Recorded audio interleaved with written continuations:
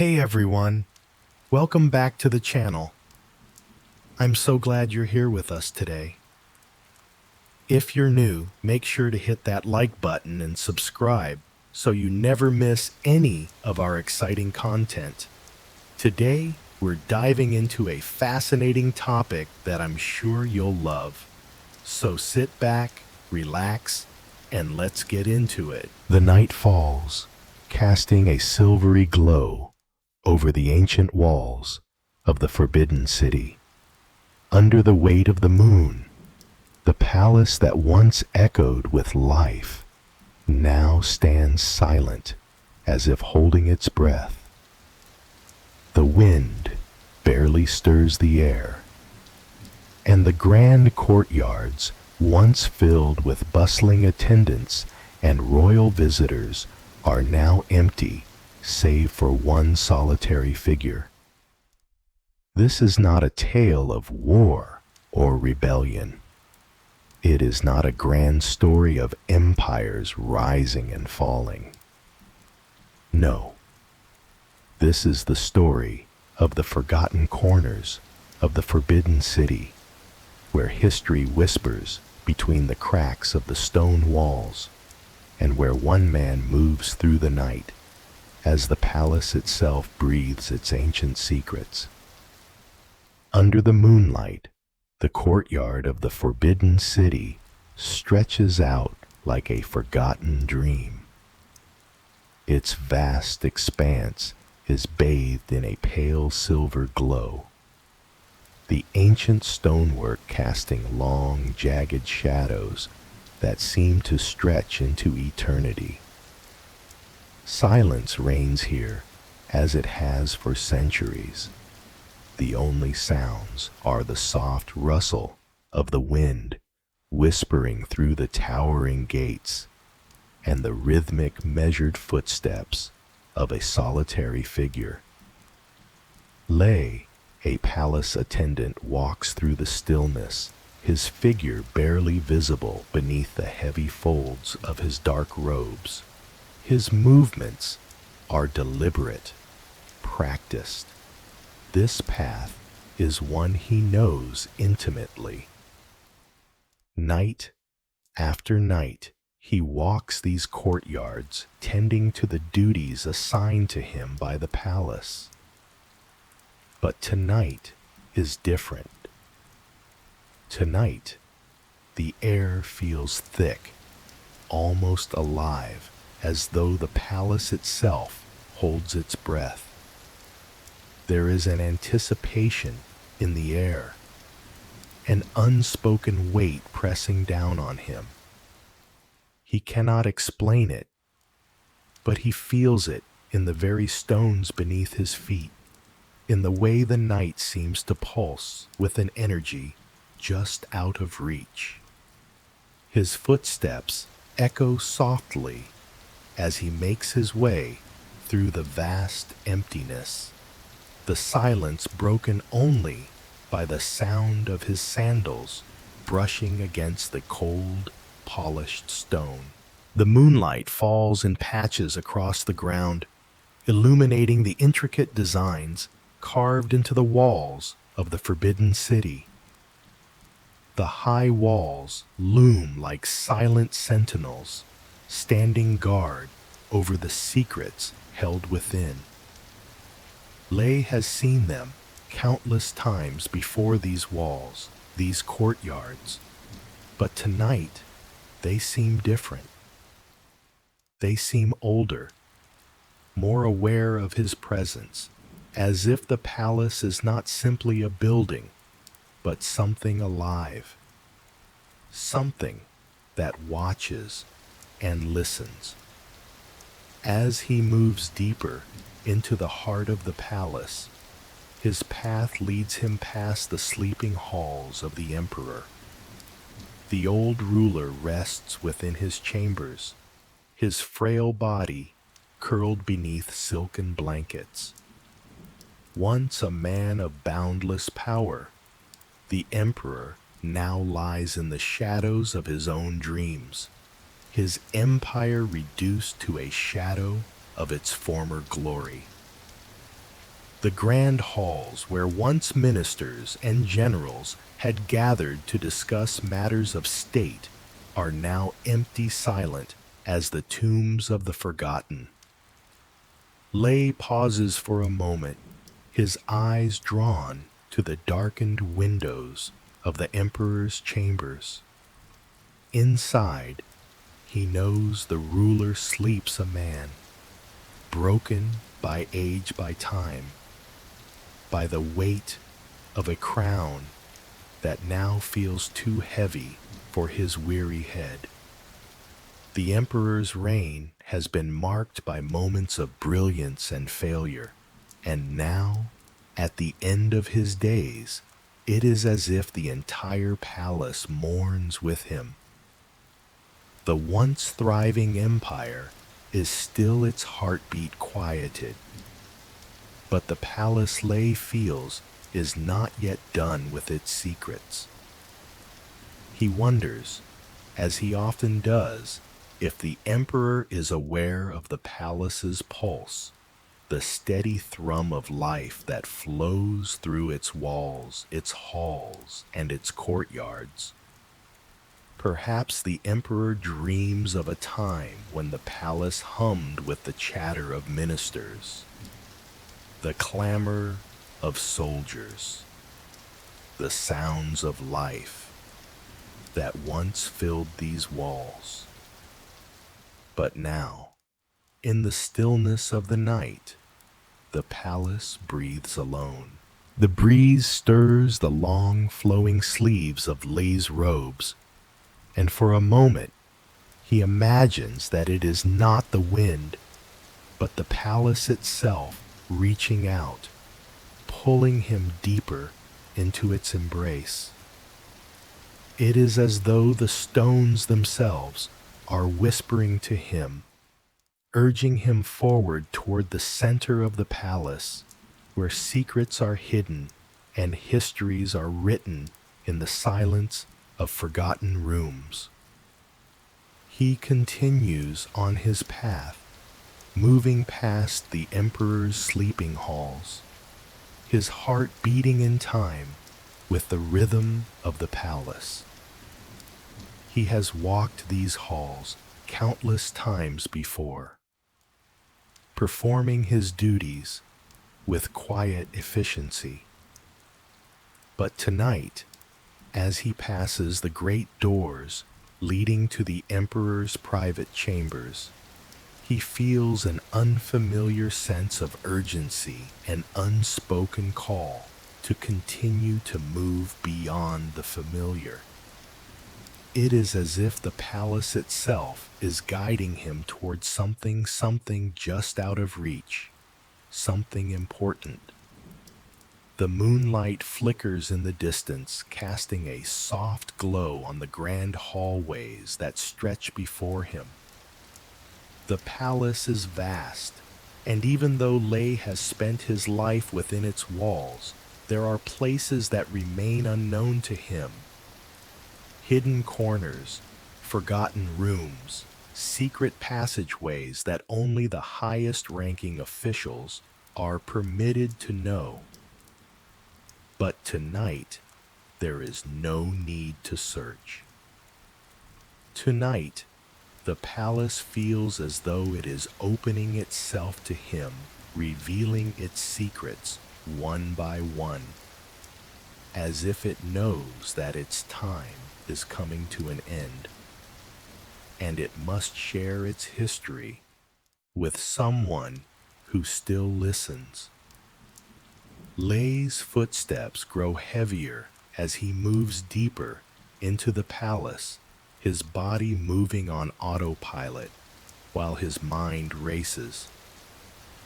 His thoughts flicker back to his younger days, when he first arrived at the Forbidden City. He had been a boy then, eager to prove himself wide-eyed at the splendor and power that surrounded him. He had never imagined that one day he would walk these halls as an adult, carrying the weight of the palace's history on his shoulders. The empire, once vibrant and full of life, had slowly begun to crumble under the weight of its own excess, and yet the palace, the forbidden city, remained ancient, enduring, eternal. As Lei rounds a corner, his eyes catch sight of the faint outline of the emperor's private garden, a place that, like the rest of the palace, is steeped in history but also in mystery. The garden is one of the few places where the emperor could find solitude, a place where he could escape from the demands of his court and the pressures of ruling an empire. Lei has been there many times, though he never lingers for long. There is something about the garden, something almost sacred, that makes him feel as though he is trespassing. Tonight, however, something compels him to go, as if the garden itself has been calling to him. He steps softly through the darkened courtyard, the scent of jasmine filling the air. The wind has died down now, leaving behind a stillness that is both unsettling and calming. The garden, bathed in the soft glow of moonlight, looks almost unreal. The trees, ancient and twisted, reach up toward the heavens, their branches heavy with the weight of time. The flowers, delicate and fragrant, seem to shimmer in the night, their petals barely stirring as if holding their breath. Lei stops for a moment, taking in the beauty of the garden. It is a place that has seen centuries pass by, a place where many have come to seek solace, to reflect, to pray. The emperor himself has spent countless hours here, seeking peace amidst the chaos of his reign. But now, in the quiet of the night, Lei feels as though he is alone in this sacred space, a lone observer of the past. He takes another step forward, his gaze drawn to the koi pond at the center of the garden. The water is still reflecting the moonlight like a mirror, but as Lei approaches the surface, ripples gently disturbed by a faint breeze. It is as if the garden itself is alive, reacting to his presence. For a long moment, Lei stands at the edge of the pond, his thoughts drifting as he watches the koi glide beneath the surface. He wonders, as he often does, what lies beyond the palace's walls, beyond the empire. What is the world like now, in the absence of the emperor's power? What will become of the forbidden city once the emperor is gone? The palace, like the emperor, seems to have lived for centuries in a delicate balance between the past and the future, between glory and decline. And as Lei stands there, the weight of the palace's history pressing down on him, he can't help but feel that the palace, like its ruler, is also waiting for something to change, for something to happen, for the winds of history to blow through its halls once again. But for now, all is still. The emperor sleeps, the palace breathes, and Lei, the silent observer, walks on. Lei's sandals moved silently across the cold stone floors of the forbidden city. The only indication of his presence, the soft rustle of his robes trailing behind him. There was a quiet elegance in his movements, a fluidity that spoke of years of practice. The stone halls lined with ornate columns and high gilded arches seemed to stretch out endlessly before him, each step swallowed by the silence of the night. He had walked these same halls for years, but tonight there was something in the air that felt different, a tension that clung to the palace like a heavy mist. It was not the usual stillness of the palace at night, where only the distant cry of a night bird or the soft rustle of the wind outside disturbed the silence. This was something deeper, something almost suffocating.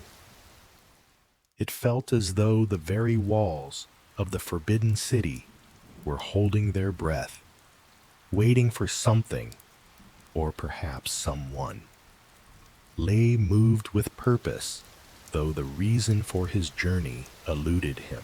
His duties tonight were the same as they had always been, to ensure that the Emperor's chambers were undisturbed, to make sure that every corner of the palace was in order. But there was an odd sensation, a pull in his chest that urged him forward through the vast empty halls. He could not explain it, but it was as though the palace itself was guiding him, beckoning him towards something hidden, something waiting to be uncovered. His thoughts turned to the Emperor, as they so often did. The old ruler had once been a man of immense power, a figure whose presence had filled the palace with authority and command. But now, his health had withered, his strength diminished. The Emperor's reign, once a roaring fire, had become little more than a dying ember, flickering faintly in the vast dark of time.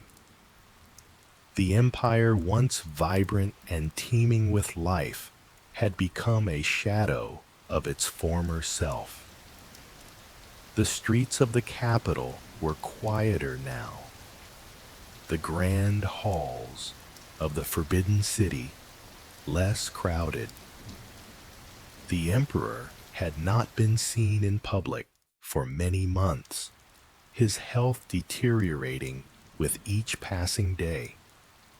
His once strong hands trembled when he held a brush to sign decrees, and his mind often wandered in the midst of meetings, lost in memories of a time long gone. Lay had seen it all, witnessed the slow decline of the Emperor, and with it the waning influence of the empire itself.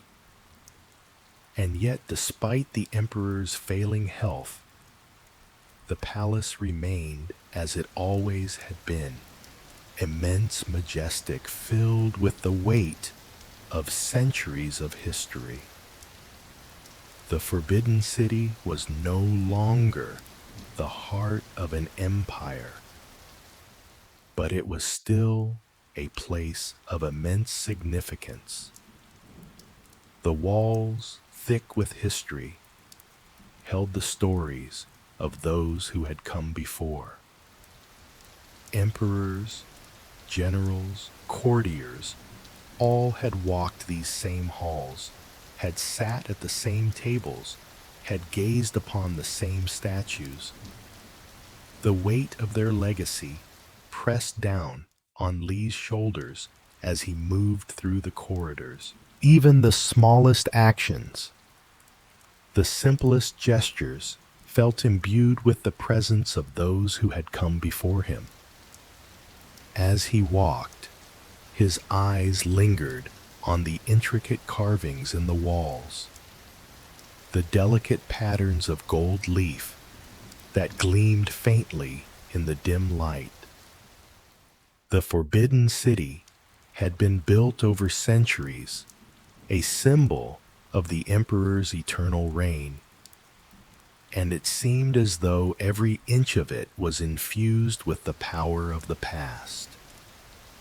Yet tonight, as Lay walked through the silent halls, he couldn't shake the feeling that the palace itself was changing, that it had somehow become less of a living monument and more of a tomb. It was as though the energy that once pulsed through these halls had dissipated, leaving only echoes behind. Lay came to a stop before a large, ornate door, its surface carved with intricate designs of dragons and phoenixes. The wood was cool to the touch as his fingers brushed across it, and he paused, his breath catching for a moment. This door led to the inner sanctum of the Emperor, the room where only the most trusted attendants were allowed to enter. It was here behind these massive doors that the Emperor spent his final hours each day, where he retreated from the world to rest and regain his strength. No one, except for a few select individuals, had ever stepped beyond this threshold. Lay had been one of the few entrusted with the Emperor's care. As the years had passed, the Emperor had become increasingly reclusive, and only a handful of palace attendants remained in service. But Lay, with his quiet demeanor and unwavering loyalty, had earned a place by the Emperor's side. He knew the palace's secrets, the hidden chambers and forgotten corners that few had ever seen. He had spent countless nights wandering these halls, ensuring that everything was as it should be, undisturbed by the passage of time. But tonight, as his fingers brushed the cool wood of the door, he felt a ripple of uncertainty. There was something different about tonight. He could feel it in the air, a subtle shift, as though the palace itself were holding its breath, waiting for something to happen. The soft hum of the distant wind, the flickering lanterns casting shadows on the walls, it all seemed to vibrate with a quiet tension. The feeling was almost tangible, as though something was about to unfold, something that would change everything. For a moment, Lay stood there, his hand resting on the door, unsure of what to do next. He had spent so many years walking these halls, performing his duties without question. But tonight, the weight of the palace's history, the echoes of the past, seemed to bear down on him. His heart beat in time with the palace's rhythm, a slow, steady thrum that seemed to reverberate through the very stones beneath his feet. The silence of the Forbidden City was deafening, but beneath it lay a current of anticipation. He pushed open the door slowly, the hinges creaking in the quiet of the night. The chamber beyond was dimly lit, the flickering light of a single candle, casting long shadows across the room. The Emperor's bed was just visible in the darkness, the pale outline of his frail body nestled beneath the silken sheets. The Emperor's face was barely visible, but Lay knew he was asleep, lost in a dreamless slumber. His breathing was slow, shallow, a quiet testament to the fragility of his life. Lay stood at the threshold of the room, his gaze lingering on the Emperor's slumbering form. It was hard to believe that this was the same man who had once commanded the greatest empire in the world. The man who had been a symbol of strength and power was now little more than a shadow, a frail and broken figure who had long since lost the vitality that once defined him. He had seen it all: the emperor's gradual decline, the way his once sharp mind had dulled, the way his body had begun to wither. The court had long since abandoned him. The ministers and generals who had once sought his counsel, now turning their attention to the next ruler, the next potential successor. The emperor's reign had come to an end, not with a great battle or a glorious victory, but with the quiet fading of a once great man. And yet, despite it all, the Forbidden City remained. The walls, the halls, the gardens, they all stood, as they had for centuries, witnesses to the rise and fall of dynasties, to the ebb and flow of history. In the midst of the emperor's frailty, the palace endured. Lei stepped further into the room, closing the door softly behind him. He moved quietly, careful not to disturb the emperor's rest. His task tonight was simple: to ensure that the palace remained undisturbed, that the emperor's chambers were in order. It was a routine one that he had performed countless times before. And yet, tonight, as he moved about the room, adjusting the blankets on the emperor's bed, arranging the artifacts on the shelves, he couldn't shake the feeling that something was wrong. It wasn't the room itself. It was the air, the very presence of the place. It felt as though the palace were holding its breath, as though it were waiting for something. Lei felt it deep in his chest, a tension that he couldn't explain, a sense of unease that settled over him like a thick fog. He paused by the emperor's bedside, his eyes flicking to the fragile figure beneath the blankets. The emperor slept soundly, oblivious to the world around him. But Lei knew that even in his slumber, the emperor was not truly at peace. The palace, with all its grandeur and history, was not at rest. It had seen too much, endured too much. And Lei, in his quiet, unassuming way, was the only one who still felt its pulse. He reached out, brushing his fingers against the emperor's hand. It was cold to the touch, a stark reminder of the frailty of life. For a moment, Lei felt a deep sense of pity, a sorrow that had no words. The emperor had once been a giant, a figure who had shaped the course of history. But now, he was little more than a memory, fading with each passing day. As Lei stood there watching over the emperor, he could not shake the feeling that the palace was waiting for something to happen, for a change to come, for the inevitable shift that would mark the end of an era. But for now, all was still. The emperor slept, and the palace waited.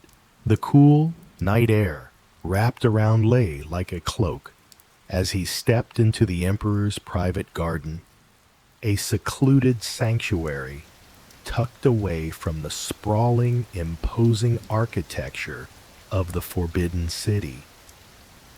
Here, The world seemed to slow the noise of the palace, and the weight of the empire's politics fading into the background. This space, lush with ancient trees and delicate flowers, was one of the few places in the entire palace where peace was still possible, where the pulse of the outside world seemed to quiet and dissolve into the tranquility of nature.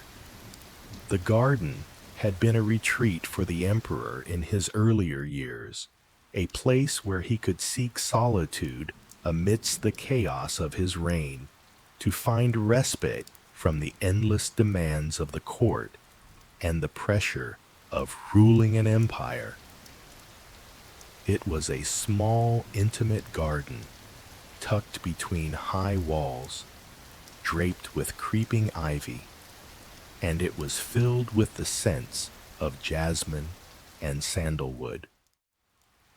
The trees, some of them centuries old, towered above Lay as he walked, their branches heavy with dark green leaves.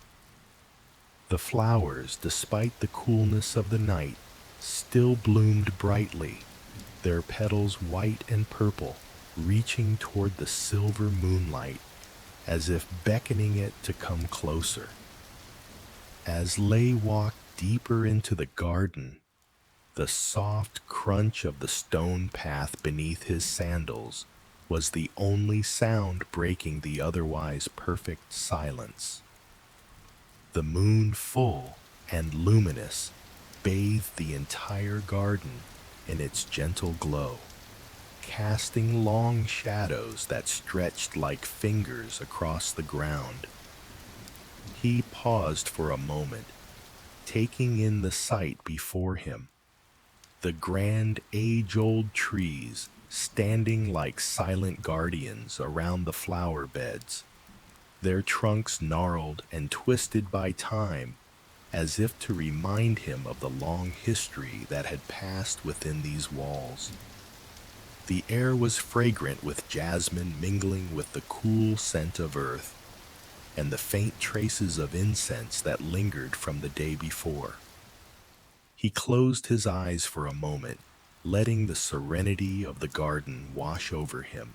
Here, in the heart of the Forbidden City, the weight of the world seemed to vanish. The empire, the politics, the scheming of ministers and generals, it all seemed so far removed, as if this space existed outside of time itself.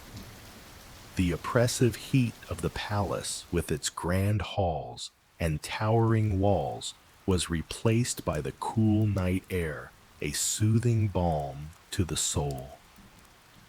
In the stillness, Lay could feel the gentle pulse of the garden itself, as though the ancient trees and flowers were alive, breathing in unison with the rhythm of the earth.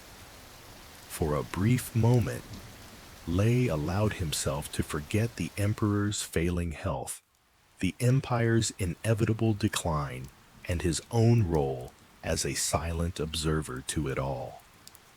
Here in the garden, he was just a man breathing in the night air, walking along a path that had been tread by generations of palace attendants, and perhaps even the emperor himself, in moments of quiet reflection. It was a space untouched by the chaos of the world beyond the palace walls, a sanctuary where time seemed to slow, where the past, present, and future blended together in the shimmering moonlight. As Lee continued down the stone path, he noticed the way the moonlight filtered through the dense foliage above, casting dappled shadows on the ground. The patterns of light and dark seemed almost otherworldly, as if the garden itself were a living, breathing entity shifting with the movements of the night. The path curved gently around a small pond, its surface reflecting the sky above in perfect stillness, undisturbed by the gentle breeze that stirred the leaves in the trees. He could hear the soft chirping of crickets in the distance, the only sound that seemed to break the silence of the garden. The moonlit surface of the pond caught his attention, and for a moment he was lost in the stillness of it, captivated by the peaceful reflection of the night sky. He had walked this path many times before, but tonight it felt different. The usual peace of the garden, the sanctuary it offered, was now touched by an uneasy stillness that tugged at his senses. It was as if the garden itself was holding something back, hiding a secret in the shadows that Lay could not quite grasp. He shook off the feeling and took a deep breath, trying to steady himself. The air was cooler now, the night deepening around him. The tranquility of the garden, once so soothing, now felt oddly charged, as though some unseen presence was lingering just beyond the edge of his perception. Lay pushed the thought aside, dismissing it as nothing more than the weight of the night pressing down on him. He had always been sensitive to the quiet of the palace, but tonight the silence seemed different. It seemed alive, as if the air itself were waiting for something to happen. As he moved deeper into the garden, past the stone path that wound between the trees, something caught his eye, an unusual movement at the edge of his vision. A shadow darker than the rest shifted across the stone path ahead of him. It was fleeting, barely perceptible, but it was enough to make Lay pause, his heart quickening in his chest. The shadow, though it was no more than a passing flicker, felt out of place in the otherwise stillness of the night. It moved with a kind of fluid grace, as if it were alive, as though it were a creature of the garden itself, something hidden in the folds of the shadows. Lay stood frozen for a moment, his gaze fixed on the spot where the shadow had passed. His instincts told him to step forward to investigate, but a strange unease kept him rooted in place. He had walked this garden countless times before, and though it was vast, he had never felt anything like this. The garden had always been a peaceful place, a space untouched by the darker elements of the palace, but now it seemed different, foreign, as if it were hiding something beneath its serene exterior. He slowly took a step forward, his gaze sweeping across the path in front of him, but there was no sign of the shadow. The moonlight, which had once seemed so pure, now appeared faint, as if something was obscuring its light. The garden, which had once felt like a sanctuary, now felt cold and distant, as though something was watching him from the shadows, waiting for him to turn his back so it could strike. Lee's breath caught in his throat, and he instinctively reached out to steady himself against one of the ancient trees, its bark rough and gnarled beneath his fingers. The air around him seemed to shift the once cool breeze, now carrying a faint chill that prickled his skin. He scanned the area, but the garden was still the only sound, the faint rustle of leaves as the wind picked up again.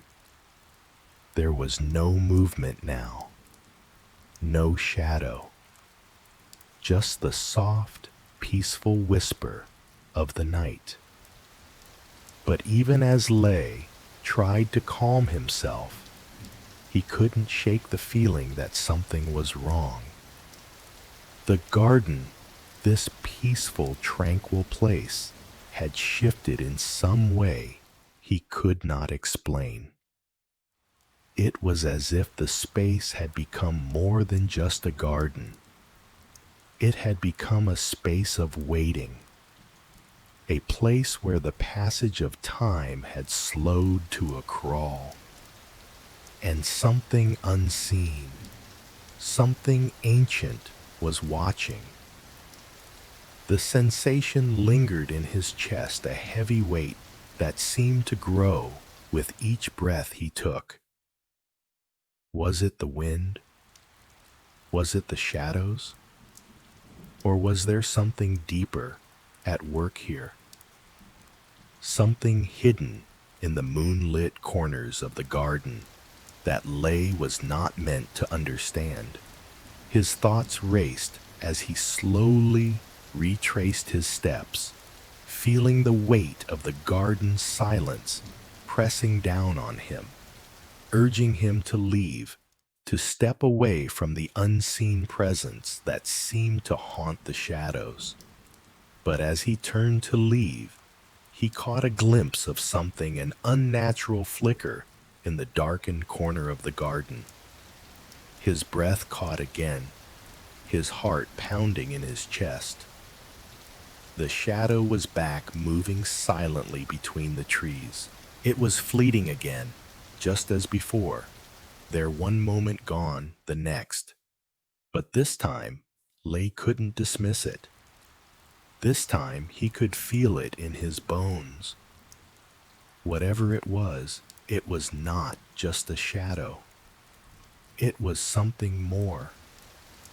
Something that had been waiting, and it was beginning to stir. With his heart racing and his senses heightened, Lay moved cautiously forward, drawn to the mysterious presence that seemed to beckon him further into the garden. The path ahead of him seemed to grow darker, the trees heavier, and the moonlight, once so bright, seemed to grow dimmer. But Lay could not turn back now. Something had changed, and he was too deeply ensnared by the strange pull of the garden to ignore it. Something hidden in the depths of the night was waiting for him, and now it seemed to be calling his name. The garden was still again, the silence profound and deep, as if time itself had paused, holding its breath. The last trace of the shadow that had unsettled Lay seemed to have melted into the night, vanishing as mysteriously as it had appeared. The air, though cool, carried an undercurrent of tension, a sense of something elusive and intangible, like a memory that fluttered just out of reach. The moonlight stretched across the surface of the koi pond, its glow reflecting off the still water in soft ripples, undisturbed, except for the occasional flicker of light as the wind rustled through the trees. Lay stood there for a moment, watching the gentle movements of the water, his thoughts drifting like the ripples on the pond's surface. The quiet of the garden, once so comforting, now felt like a weight pressing against his chest. The pond, its surface, a perfect mirror of the night sky, seemed almost unnatural in its calmness. There was no sound, no movement, just the faint, rhythmic lapping of water at the edges of the stone. Yet beneath that stillness, Lay could feel it the presence of something old, something that had lingered in this place for far longer than he had. A chill ran down his spine, but he quickly dismissed it. He had been in the Forbidden City long enough to know that it was full of mysteries, some of them benign, others more unsettling. He had seen strange things over the years, heard whispers in the halls when no one was around, or felt a presence that seemed to watch him from the shadows. The palace was ancient, and its walls held countless secrets, secrets that only a few of the old attendants and high-ranking officials knew. Some of those secrets were better left undisturbed, forgotten in the dust of history. But tonight felt different. The garden was not simply a beautiful retreat. It was a part of the Forbidden City's heart, and like the rest of the palace, it carried the weight of centuries. The air tonight was thick with the past, the whispers of those who had once walked these paths, whose voices had long since faded into the stone and silence. The palace seemed to have a life of its own now, its pulse beating in the ancient stones that held the empire together. It felt as though the very walls were whispering soft murmurs that stirred the air, telling stories from long ago, stories of emperors and warriors, of battles won and lost, of bloodshed and glory. Lay took a slow breath. The air thick with the scent of jasmine and the coolness of the night. He had worked in the palace for many years, and in all that time he had never quite felt like this, like the palace was watching him, waiting for him to acknowledge it. The trees in the garden, their trunks twisted and knotted by the weight of time, seemed to lean toward him, their branches whispering in the wind. The koi pond, its depths dark and unknowable, mirrored the night sky. But it was not a perfect reflection. It felt as though the water hid something beneath its surface, something ancient, something forgotten. As Lay walked through the garden, his mind wandered back to his childhood, to the stories his grandmother used to tell him. She had been born in the heart of the empire, and like all of her generation, she had lived through the grandeur and eventual decay of the imperial court. She often spoke of the emperors of old, of the rulers whose lives had been intertwined with the fate of the empire, their destinies bound to the palace walls. Those emperors, she would say, they were never just men. They were the living embodiment of the empire, the sons of heaven. They ruled not just over the land, but over time itself. Their reigns shaped the course of history, and their spirits still walk the halls of the Forbidden City. Her words had always fascinated him as a child. He had imagined the emperors of old walking through the gardens, just like he was, now their regal robes trailing behind them as they sought solace in the quiet of the night. His grandmother had said that the palace was more than just a building. It was a living, breathing entity, its heart beating in time with the rulers who had once sat upon the throne. She spoke of ghosts, too, whispers of the past, of spirits that lingered in the corners of the palace watching, waiting. She had always warned him to be careful in the darker parts of the palace, for some spirits never left. Lay had never truly believed in those stories, at least not as a child. The idea of ghosts of ancient emperors lingering in the walls of the forbidden city had seemed like nothing more than fairy tales. But now, as he walked through the garden, he couldn't help but wonder if there was some truth to it. The air tonight felt heavy, and the whispers of his grandmother's tales seemed to echo in his ears. Could the spirits of the past truly be here? Was the palace in all its splendor and decay still haunted by the ghosts of emperors who had once ruled it?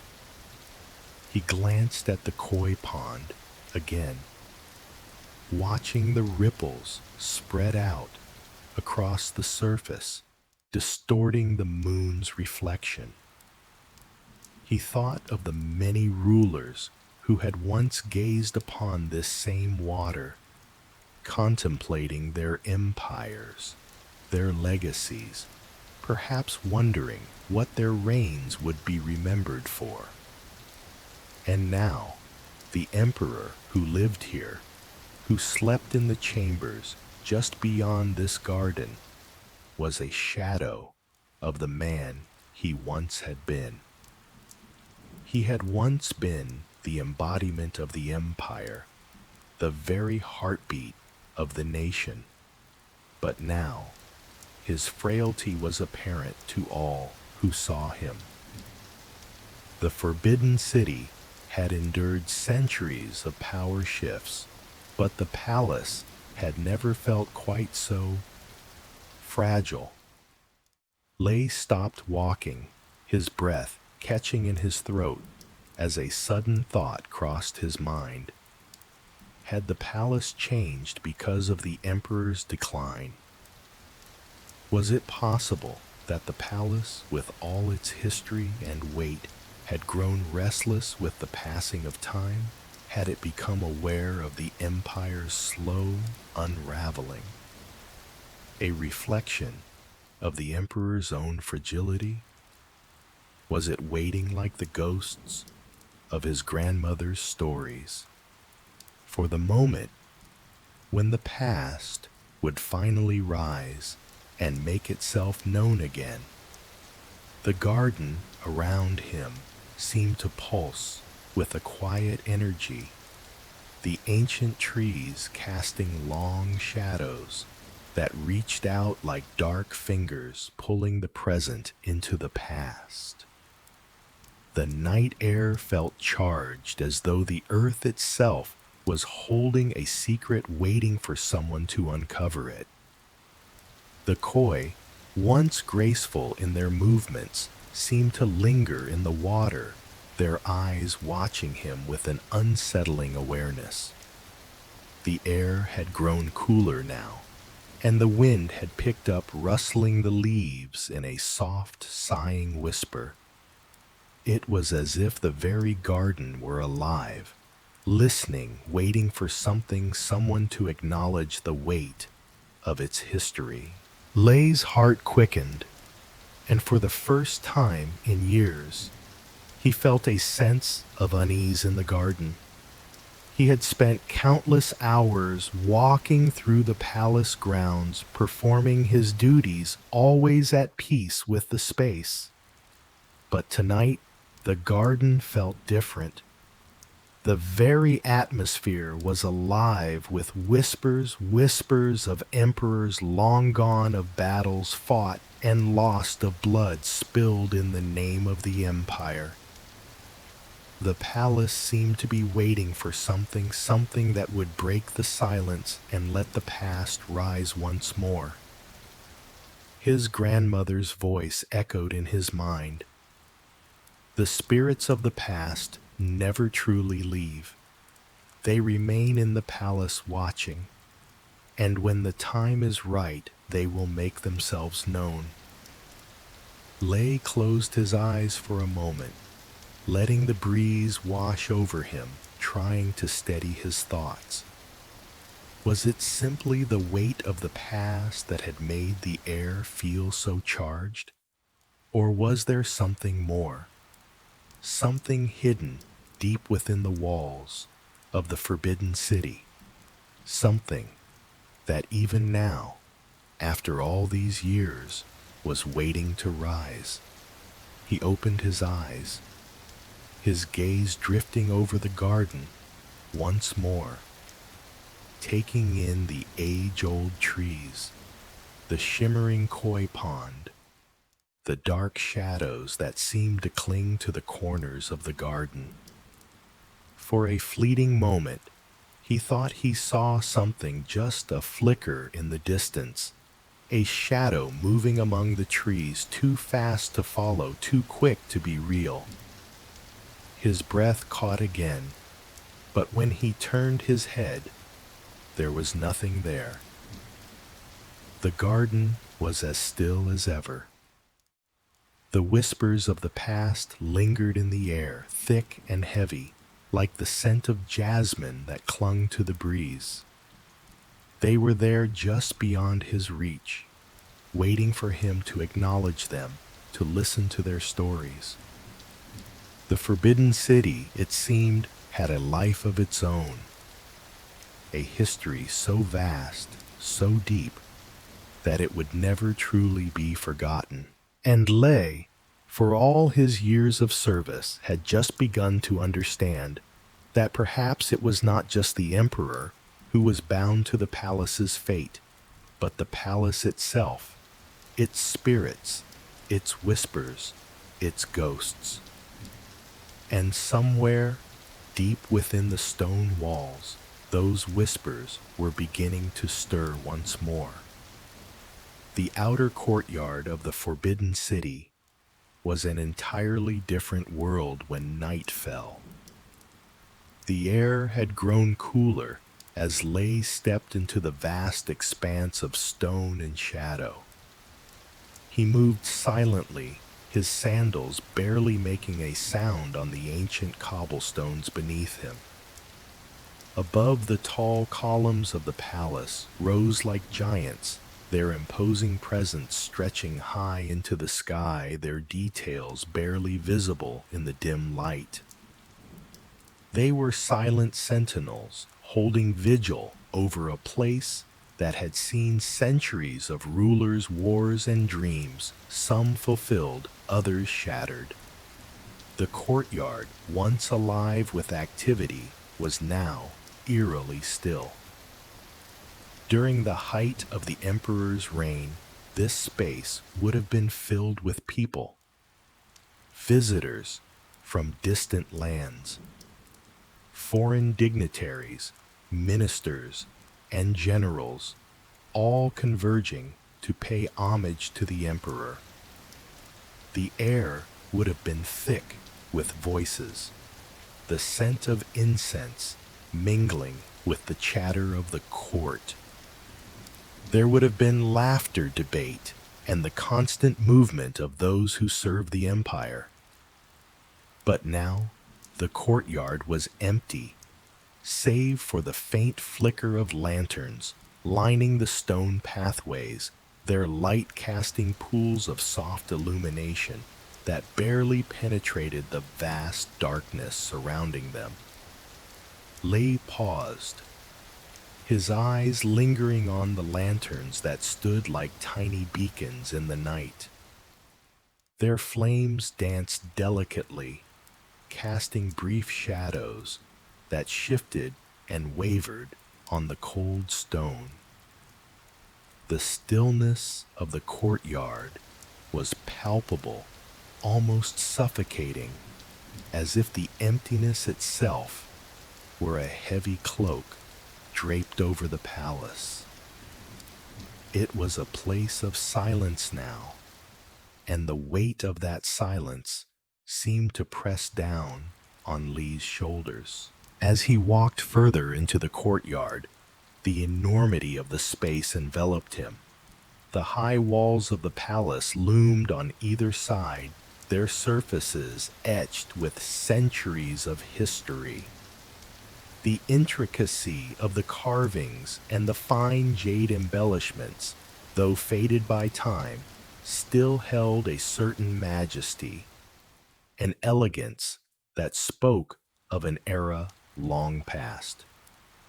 It was easy to imagine the hustle and bustle of the days when the emperor's court was in full swing, when this very courtyard had echoed with the sound of footsteps, of voices in high debate, and of the power that had once flowed through the veins of the empire.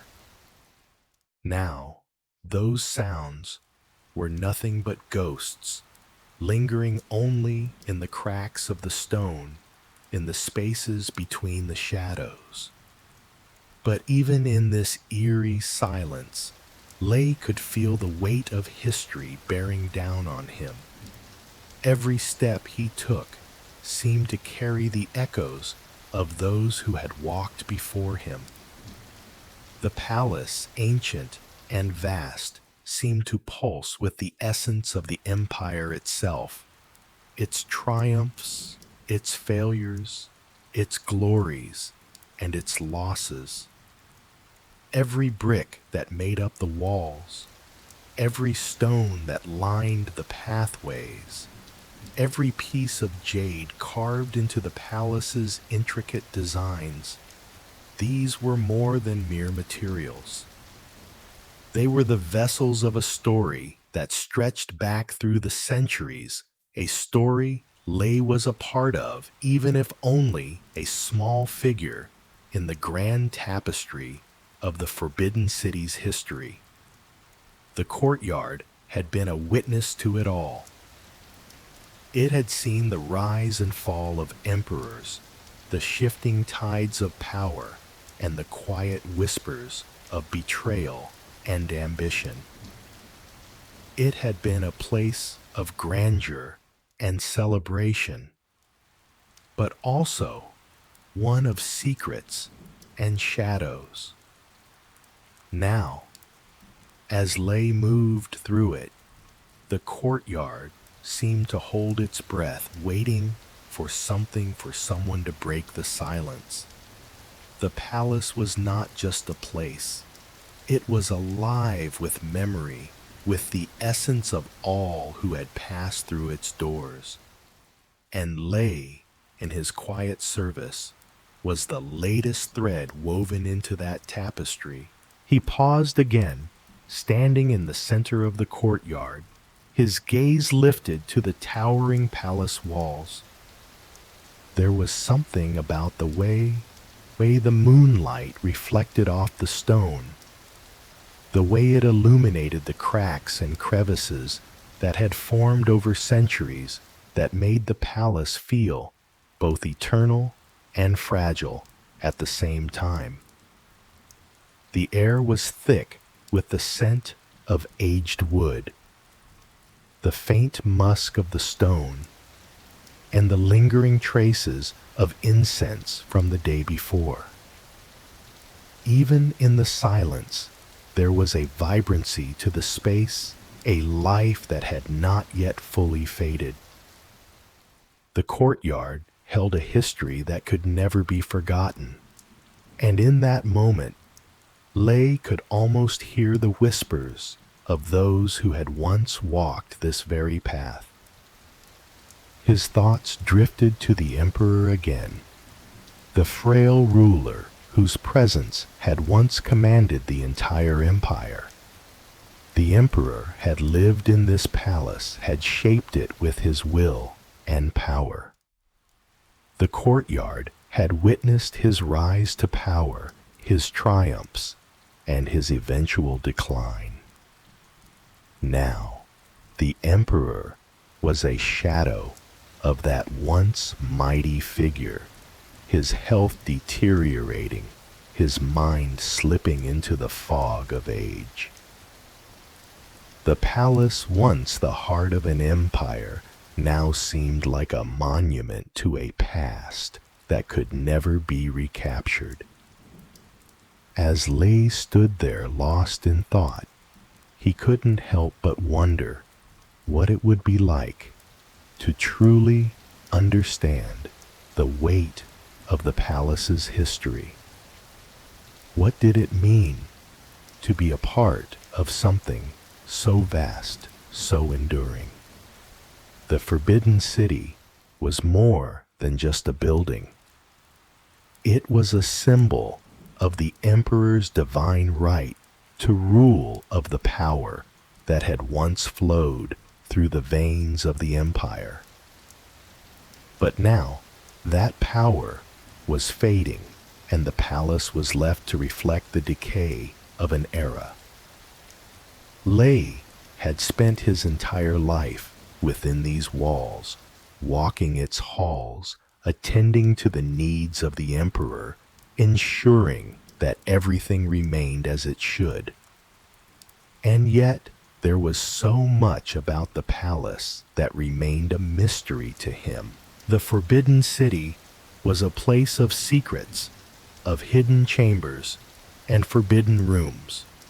The court's politics had always been shrouded in intrigue, and even now, with the emperor's reign crumbling, there were still whispers in the shadows. Whispers Lay had never fully understood. Whispers that seemed to lurk behind every closed door, in the silent spaces between the columns. He looked up again, scanning the courtyard. The columns, once symbols of strength and grandeur, now seemed like silent giants looming over him in the stillness of the night. Their smooth surfaces, once meticulously polished, had aged with time, their edges chipped and worn. The lanterns flickered softly, casting shadows that seemed to stretch on forever. The courtyard had become a place of reflection, a place where the past and present converged, where the ghosts of the past seemed to linger, just beyond the veil of the present. It was in these moments, as Lay stood alone in the vast expanse of the courtyard, that he could almost feel the pulse of the palace. It was as though the stones themselves were alive, breathing, with the memories of those who had come before him. The voices of the long-dead emperors whispered through the cracks in the walls, their stories etched into every stone, every pillar. The weight of history hung heavy in the air, as if the very stones of the courtyard were calling out to him, urging him to listen, to understand the past that had shaped the present. Lay could feel the pull of those voices, those ancient whispers. They beckoned to him, urging him to step deeper into the heart of the palace, to uncover the secrets that had been buried for centuries. He had spent his life serving the emperor, attending to the needs of the court. But there was so much more to the palace than he had ever known. It was as if the courtyard, the entire Forbidden City, was alive with stories, with the echoes of a time long past waiting to be heard. For a moment, Lay stood there, his heart beating in time with the rhythm of the palace. He could feel the weight of the past pressing down on him, urging him to move, to seek out the answers that had eluded him for so long. The courtyard of shadows, the columns that rose like giants above him, the flickering lanterns, all of it seemed to speak to him, to draw him in. And so without thinking, Lay began to walk again, his steps slow and deliberate. He moved toward the center of the courtyard, where the shadows seemed to grow deeper, the air heavier. The palace was calling to him, and for the first time in his life, Lay felt as though he were truly a part of it, as though he had been woven into the very fabric of its history. The courtyard, once a place of grandeur and gathering, had become a place of quiet reflection, a place where the past and present met, where the story of the Forbidden City was told in whispers and shadows. And as Lay walked, the weight of history seemed to lift slightly from his shoulders. The past was never truly gone. It lived in the walls, in the columns, in the stone beneath his feet. It lived in the stories of those who had come before him, and it lived in him too.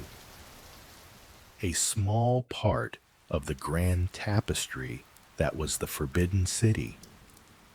But as he moved deeper into the shadows, Lay couldn't help but feel that something ancient, something hidden, was watching him, waiting for the right moment to reveal itself.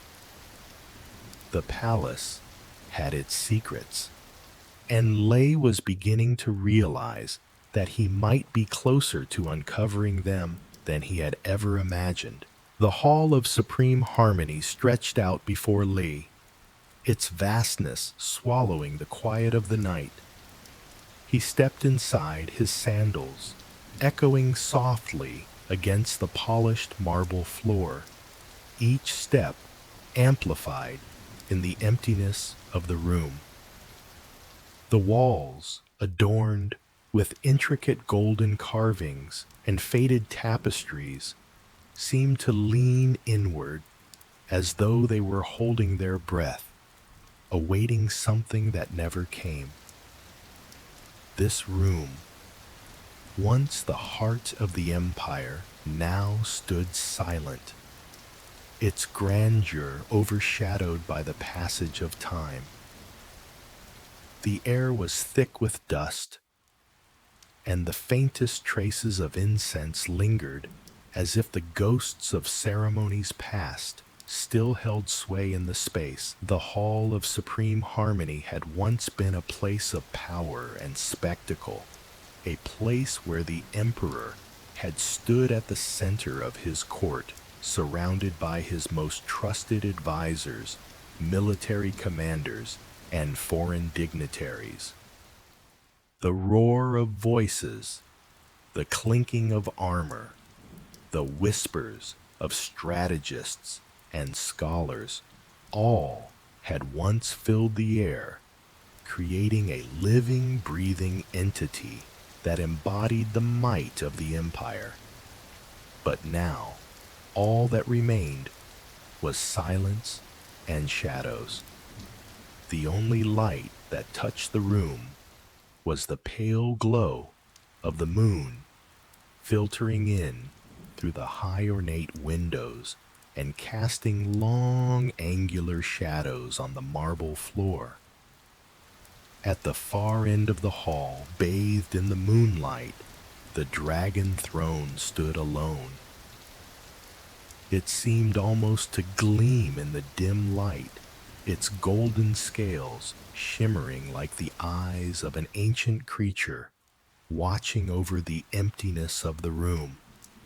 The throne, with its intricate carvings of dragons and phoenixes, was an emblem of the emperor's divine rule, a symbol of the empire's eternal strength. Yet now, in the stillness of the night, it seemed almost hollow, as though its once immense power had faded with the years, leaving behind only a ghostly reminder of what once was. Lay felt the weight of the throne's gaze upon him, though he knew it was nothing more than the moonlight catching the gilded edges of the carved dragons. His breath caught in his chest, and for a brief moment he felt as if he were standing before something more than just a chair. A throne, yes, but also the weight of 1,000 years of history. This was not just a seat of power, it was a living memory of the emperors who had sat here, of the lives that had been shaped and destroyed within these walls. The throne had borne the weight of entire dynasties, the decisions of rulers who had shaped the course of the empire's destiny. Now it sat empty, waiting for a ruler who would never come. Lei's footsteps reverberated in the silence as he moved closer to the throne, his heart beating faster as he neared the place that had once been the emperor's seat.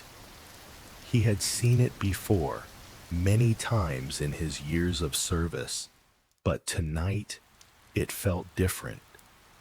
The emptiness of the hall seemed to magnify the space around him, stretching it into a cavernous void.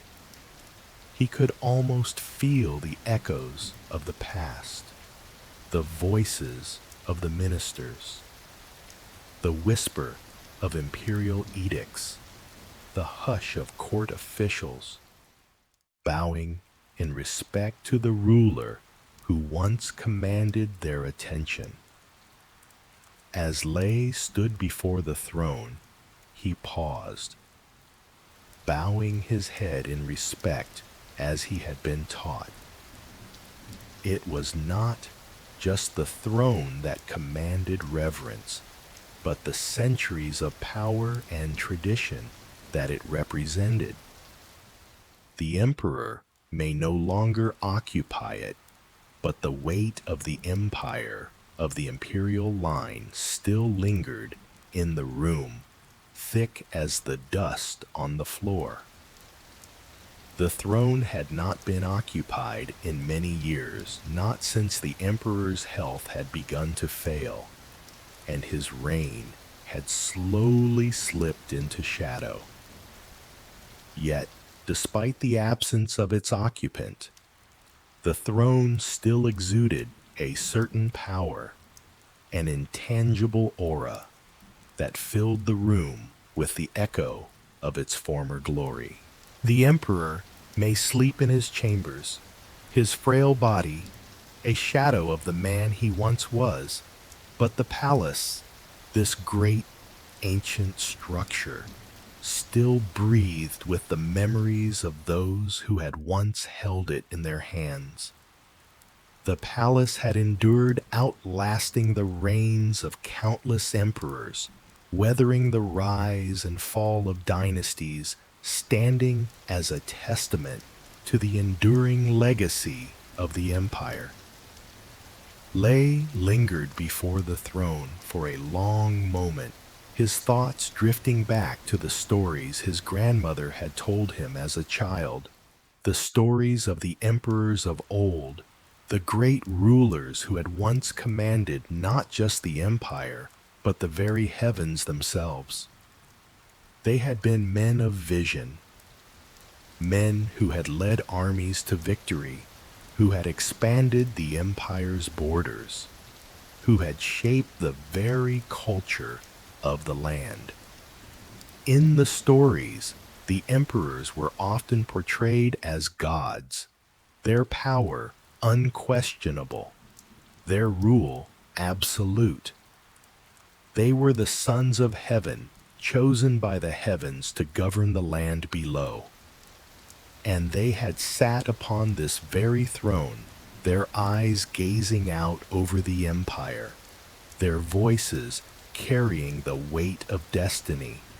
But the emperor, now Lei, thought of him as a mere shadow of that greatness.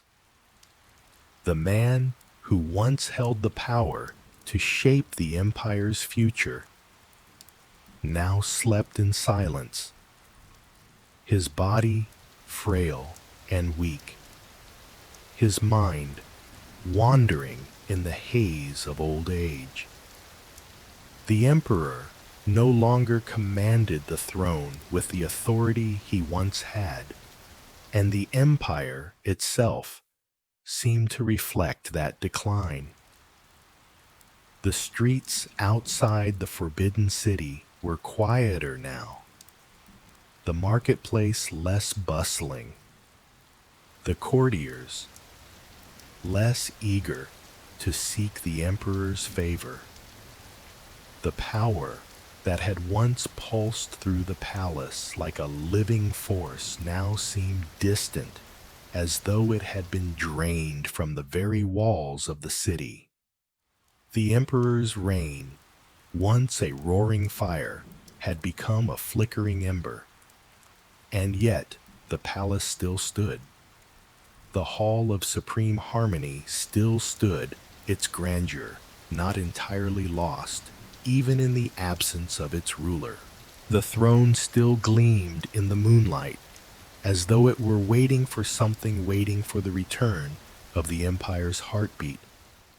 Lei could not shake the feeling that the palace was alive, that it was holding its breath, waiting for the moment when the emperor would awaken from his slumber, when the power of the throne would be restored. Lei reached out slowly, his hand trembling as it neared the armrest of the dragon throne. The touch of his fingers on the cool wood felt like a connection to something greater than himself, something that stretched back through the ages. He had spent so many years in the service of the emperor, performing his duties in the quiet shadows of the palace, but this moment felt different. It was as though he were standing at the crossroads of history, at the threshold of the past and the present, where the echoes of emperors long gone reverberated through the very stones beneath his feet. He had never been one for sentimentality, but as his fingers brushed the smooth surface of the throne, he felt a deep, almost unbearable sense of reverence. The emperor's eyes, though no longer open to witness the world, seemed to follow him in the dim light. The throne, with its intricate carvings of dragons and phoenixes, seemed to pulse with the ancient energy of the palace. Even in its emptiness, it still held the power to command, to inspire fear and awe, to remind all who looked upon it of the empire's legacy.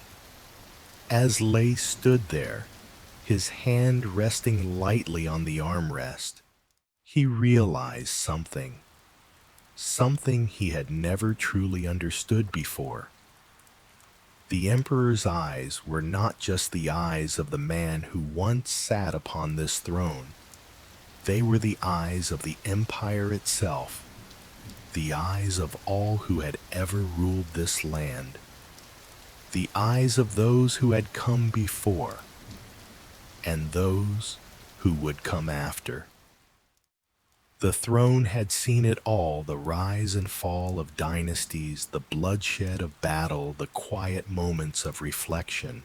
It had borne witness to the life of the empire, and it would continue to do so long after the emperor's reign had come to an end. The emperor may sleep, but the palace continues to breathe, its heart beating with the memories of those who had once sat upon the throne. The stories of the past echoed through the halls, carried on the whispers of the wind, through the cracks in the stone, through the very fabric of the palace itself. And Lei, as he stood there, felt as though he were a part of that history woven into the grand tapestry of the Forbidden City, a small but significant thread in the Empire's long and storied past. The moonlight poured through the high windows, casting long shadows across the room, and for a brief moment, Lay thought he saw something, a flicker of movement at the far end of the hall, just beyond the throne. But when he turned, there was nothing there. The room was still empty, save for the dragon throne and the shadows it cast. He took a deep breath and stepped back, bowing once more before the throne. The Emperor may no longer sit upon it, but the throne still held power. The power of the past, the power of the Empire. And as Lay left the Hall of Supreme Harmony, he carried that power with him, the weight of history pressing down on his shoulders, reminding him that the story of the Forbidden City was far from over. The night was thick with a silence that seemed to settle like dust upon everything, and Lee found himself moving deeper into the heart of the Forbidden City, his path leading him to a place few had ever set foot in. The deeper he ventured, the more the air seemed to change, growing heavier, thicker with time, with stories that had long been forgotten by all but the few who still held the keys to the past. The palace, despite its grandeur, had many corners that no one spoke of, hidden places where even the most trusted attendants never dared to go. But Lay, in his quiet curiosity, had always wondered about them. Now on this night, he stood at the threshold of one such place. This was not the grand hallways adorned with ornate columns, or the majestic chambers where the Emperor once held court. No, this was something far more obscure, far more secretive. It was a narrow corridor, one that had been tucked away beneath the main halls, almost swallowed by the shadow of the palace's towering presence. Lay had heard whispers of its existence, but had never truly believed in its reality. It was a space long forgotten, a place that only a few of the most senior attendants knew about, and only then because of their responsibility to keep the palace running in ways that the public never saw. As Lay walked into the corridor, the air seemed to grow stiller, more suffocating. The walls were damp, the stones cool to the touch, and the flickering light from the oil lantern he carried cast long shadows across the narrow passage. It was as though the very air had absorbed centuries of dust of secrets.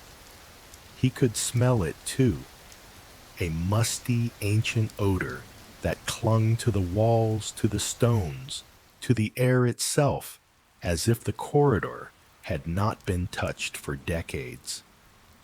The further Lay went, the more the corridor seemed to narrow the was, pressing in on him until he could hardly breathe. His footsteps were the only sound, a soft echo in the dim, oppressive silence. Despite the strange familiarity of the space, he couldn't shake the feeling of unease, the sense that this was not just a physical journey he was making. Something about the corridor felt alive, as though it had a purpose that stretched far beyond his understanding, beyond the role he had been given within the palace. It was as though the corridor itself had its own will, its own existence, apart from the rest of the palace, a place where the past, the present, and perhaps even the future collided in an uneasy dance. Lay paused, taking in the passage around him. The stones underfoot, weathered by time, seemed to whisper with the memories of those who had walked here before him. The very air seemed charged as though it hummed with forgotten voices. He glanced around, half expecting to see someone or something materialize out of the darkness. But no one came. The silence stretched on thick and unyielding. The corridor was not merely a forgotten space. It was a hidden passageway, a conduit through the forgotten heart of the Forbidden City. What had once been a grand, vibrant space now felt like a relic of an era, long past, lost in time's endless march. The stones here were cracked, their carvings long eroded by the passage of centuries, but they still bore the faintest traces of something hidden, something old and powerful. Lee's hand brushed the stone walls as he moved, feeling their cold, smooth surface under his fingers. It was as if he were touching the very soul of the palace, as though each stone contained a story, a secret that had been buried beneath the weight of time. His heart quickened as he walked deeper into the darkened passage. He could sense the presence of something ancient here, something far beyond the familiar corridors of the Emperor's court. He had walked these halls for years, but this was different.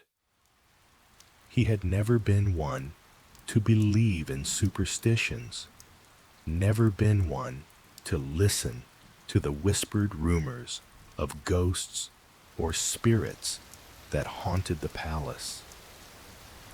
Yet as he moved through the narrow space, the air felt thick with the weight of history of old lives intertwined with the very foundation of the palace. Was it simply the solitude of the corridor, or was there something more? He couldn't be sure, but there was a sense, a feeling deep in his gut that this place held far more than he had ever been told. He walked on deeper into the forgotten passage, his lantern casting erratic shadows on the stone walls. The dim light flickered as he moved, illuminating cracks in the stone faded carvings of dragons and phoenixes, symbols of power of protection that had been weathered over time. But even in their decay, they held a strange power, a presence that seemed to pull him deeper into the bowels of the palace, urging him to continue, urging him to discover what lay hidden in the dark. Finally, he reached a door, an ancient wooden thing, its surface cracked and splintered with age.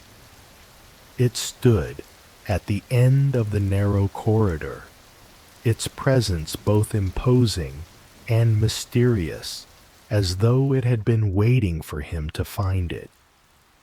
He stopped in front of the door, his hand hovering over the handle, the air around him thick with anticipation.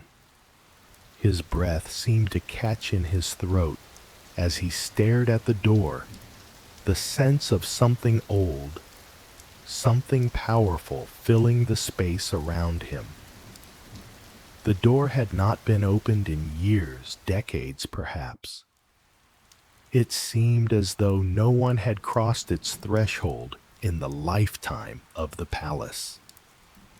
The wood was worn, the grains distorted by time, but it still held a kind of silent dignity, as though it were guarding something precious, something that was meant to remain hidden. Lee's fingers brushed the cool surface of the door, feeling the rough texture beneath his skin, and for a moment he hesitated. He had never been this far into the heart of the palace, and something about this door, the way it stood quiet and foreboding, made him feel like an intruder, like someone who was trespassing on ground that was not meant for him. But curiosity, a force that had always driven him, urged him forward. His fingers tightened around the handle, the cool metal cold against his skin, and with a deep breath he pushed the door open. The hinges groaned in protest, the sound breaking the oppressive silence like the first crack of thunder before a storm. The door creaked open, revealing a small room beyond. It was dimly lit by the lantern's glow, but the shadows seemed to swallow everything, leaving the room bathed in a dark, heavy silence.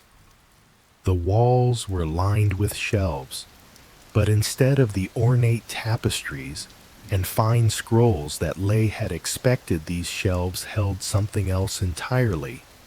Objects that were strange, unfamiliar, and unsettling. There were ancient scrolls, their edges tattered and yellowed, their ink faded with time. But alongside them were jars filled with dark liquids, broken pieces of pottery, and objects that Lay could not immediately identify. Strange jagged stones and amulets, their meanings lost to time. It was as though the room had been used for something far different than the care and upkeep of the emperor's estate.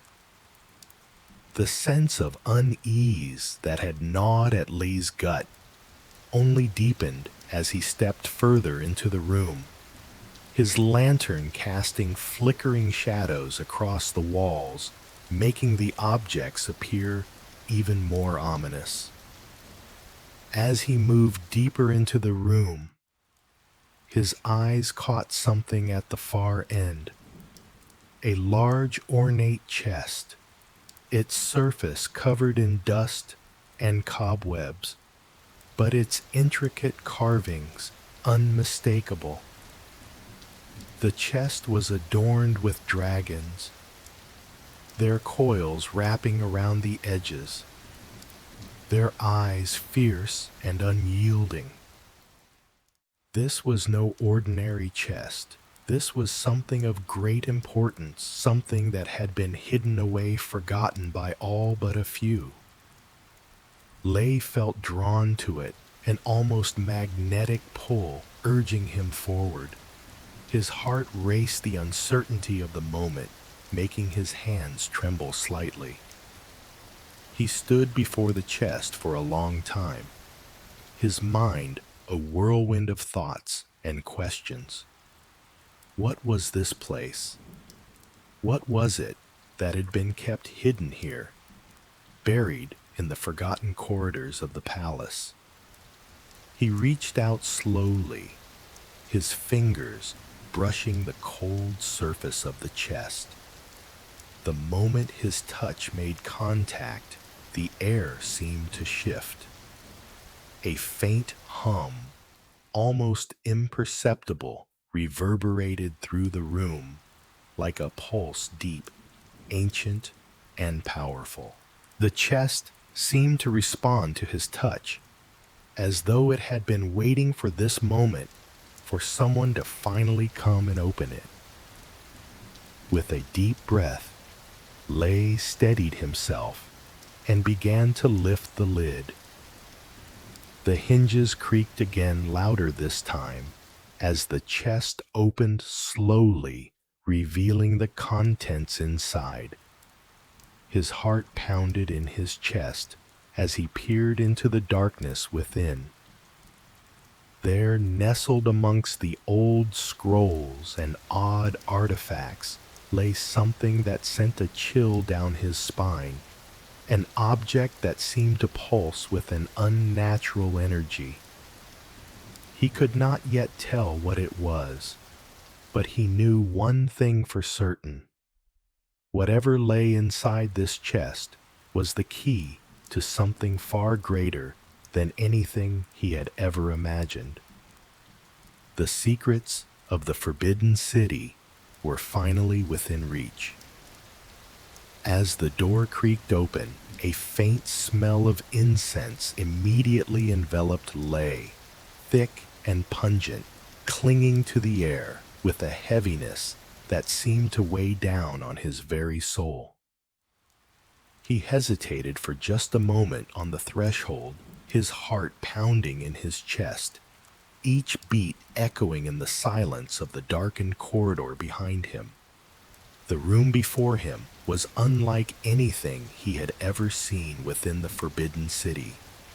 Small, almost hidden away from the grandeur of the palace, it seemed to pulse with an aura of secrecy.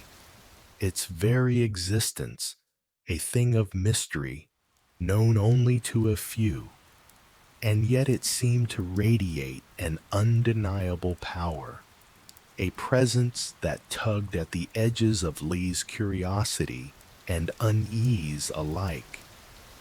The air inside was thick, almost suffocating with the lingering scent of incense, which curled around his senses like a forgotten memory, old and distant. The smoke from the burning sticks drifted lazily in the dim light, swirling upward in delicate spirals toward the high ceiling. He felt it in his lungs, the faint bitterness of the incense, the heaviness that made each breath a little more difficult, but also a little more deliberate. Lay's eyes scanned the room, taking in every detail, each new sight adding to the growing sense of awe and apprehension. The walls were lined with intricate carvings, their figures so fine and delicate that they almost seemed alive, as if the dragons and phoenixes carved into the stone were poised to leap from the walls at any moment. The designs were ancient, their once sharp edges softened by the passage of time, yet they still retained a kind of majesty, a power that spoke of forgotten rituals and long-lost ceremonies. The dragons, their serpentine forms, winding across the walls, their eyes fierce and unblinking, seemed to watch him, their silent gaze heavy with meaning. The phoenixes, their wings spread wide in mid-flight, their feathers carved with an artistry that suggested both elegance and ferocity, looked as though they might take flight at any moment, rising from the stone to reassert their dominance over the room. There was something about the room that felt sacred, an undeniable reverence that permeated every inch of space. It was as though the very walls were alive with the memory of ancient rituals, of the ceremonies that had once taken place here. This was no ordinary room. It wasn't a place for guests or dignitaries.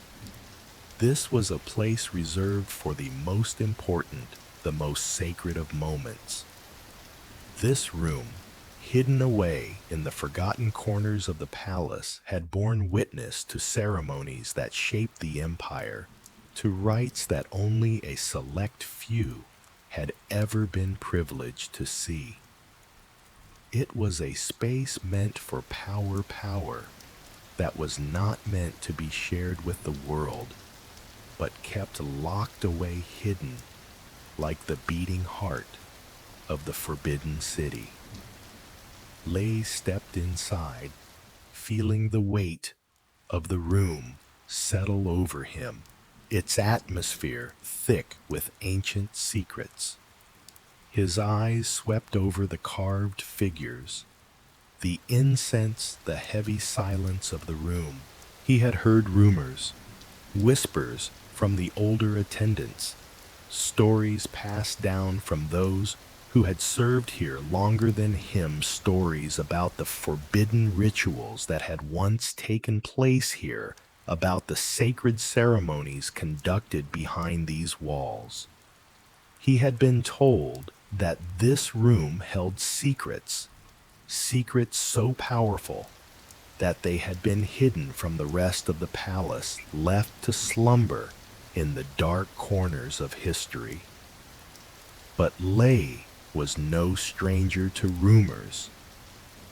He knew that the older generations were often prone to exaggeration, and much of what he had heard had been shrouded in mystery and superstition. And yet, as he stood there, the weight of the room pressing down on him, he couldn't deny it. There was something about this place, something that felt real, that felt alive, as if the very stones of the room were holding its secrets tightly, waiting for the right person to uncover them. Lay's heartbeat quickened. He knew without a doubt that he had found something far more significant than he had ever imagined.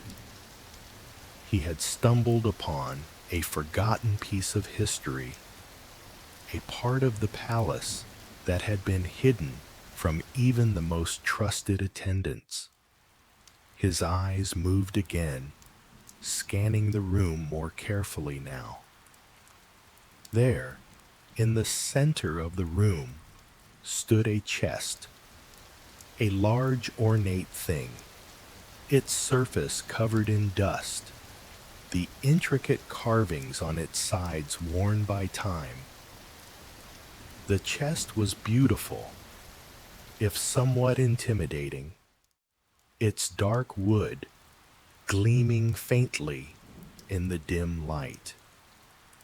It seemed out of place in a room otherwise empty, almost as if it had been waiting for him, waiting for someone to unlock its contents.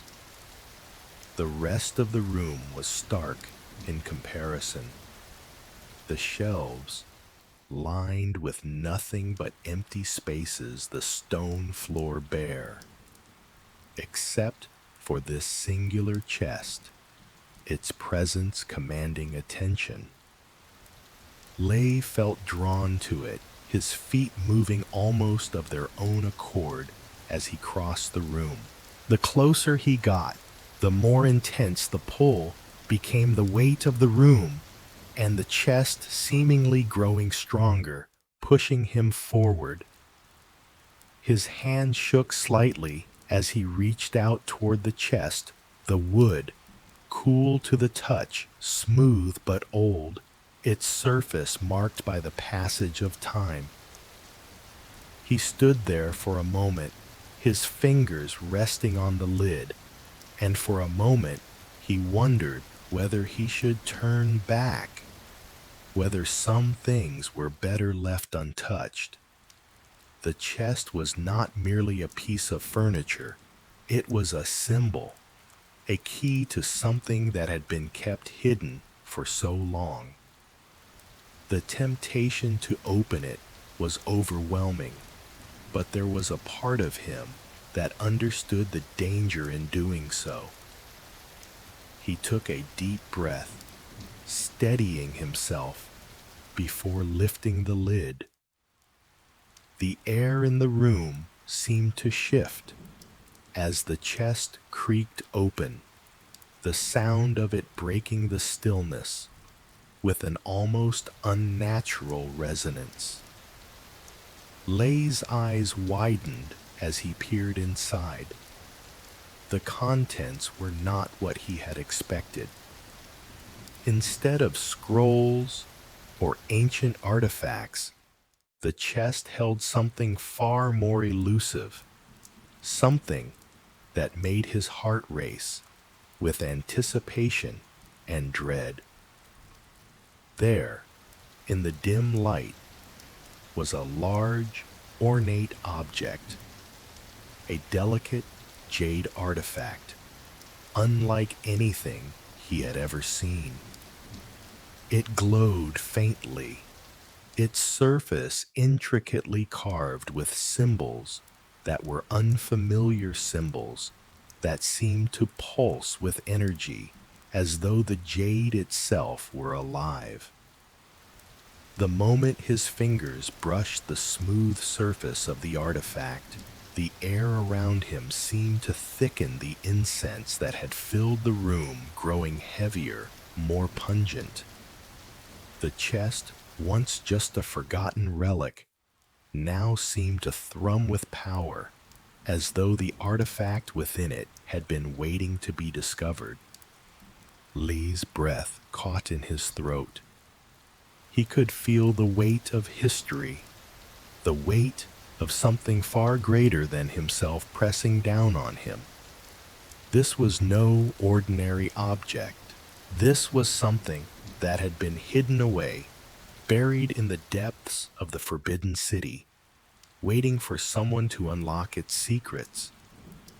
He lifted the jade artifact carefully, his hands trembling as he turned it over, examining the carvings that adorned its surface. The symbols seemed to shift before his eyes, the patterns changing, swirling, as though the artifact was alive, as though it had a story, to tell a story that only the chosen few could understand. Lee's mind raced. He had never seen anything like this before. The artifact hummed with energy, with a quiet power that seemed to call to him, urging him to understand, to uncover its mysteries. It was as if the artifact had been waiting for this moment, for someone to finally recognize its importance. As Lay held the artifact, his gaze fell upon the walls again.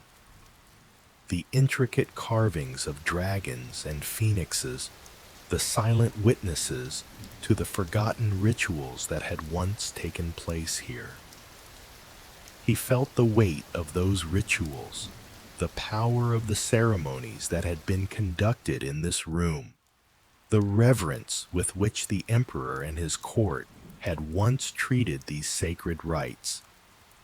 This room, this chest, the jade artifact, it all held secrets, pieces of history that had been locked away, perhaps for a reason. For a moment, Lay wondered if he should put the artifact back close the chest and leave this place untouched. But the pull of the artifact was too strong. The weight of it in his hands, the power it seemed to radiate, it was undeniable. There was something that stirred within him, something that told him he had to understand, that he had to uncover the truth. The Forbidden City had many secrets, but this one, this secret, seemed to be the key to everything. The Emperor's reign, the history of the empire, the very soul of the palace, everything had led to this moment. With trembling hands, Lay closed the chest, but the weight of the jade artifact still lingered in his mind. The room was quiet again, but it no longer felt empty. It felt full, full of possibilities, full of answers. full of secrets waiting to be discovered.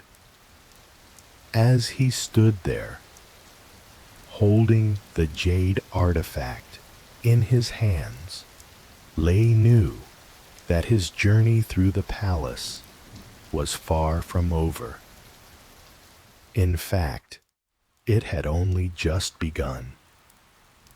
The forbidden room had given him a glimpse of something far greater than he had ever imagined, and he could not turn back now. Lei stood before the chest, his heart pounding with an intensity he could not shake. The chest, though beautifully crafted, seemed far more than just an ornate container. Its surface was etched with intricate patterns of gold dragons and phoenixes, symbols of power and eternity. The designs shimmered faintly in the dim light, as if they were alive, as if they held a pulse all their own, thumping in time with the very beat of Lei's heart. He could feel it, a low hum that seemed to resonate from the chest itself, an energy that was palpable, almost otherworldly. The sense of power emanating from it was unlike anything he had ever experienced, and it made his palms sweat with a strange mixture of awe and fear. For a long moment, Lei stood there mesmerized by the chest's beauty and the aura of mystery that surrounded it. It seemed as if it were calling to him, urging him to open it, to uncover what lay hidden inside. The air in the room had grown heavier, thick, with the weight of the secrets that this chest, this room held. It felt as though he were standing at the edge of something much larger than himself, something that could change everything. He took a deep breath, forcing himself to steady his shaking hands, and reached for the chest's lid. The cool wood under his fingertips felt solid, reassuring in its weight. But as he slowly lifted the lid, the sound of the hinges creaking in protest seemed to break the silence of the room, echoing in the stillness like a warning. The moment the lid was fully open, a rush of cold air seemed to seep from within, as if the chest had been holding its breath, waiting for this very moment. Inside, resting on a bed of velvet, were several scrolls, their parchment aged and yellowed with time. Lei's breath caught in his throat. He recognized them immediately. These were no ordinary scrolls. They were the Emperor's most sacred possessions. He had heard rumors, whispers, in the halls of the palace, of the secrets these scrolls contained, secrets that not even the highest-ranking ministers were privy to, secrets that the Emperor himself had kept hidden from the world.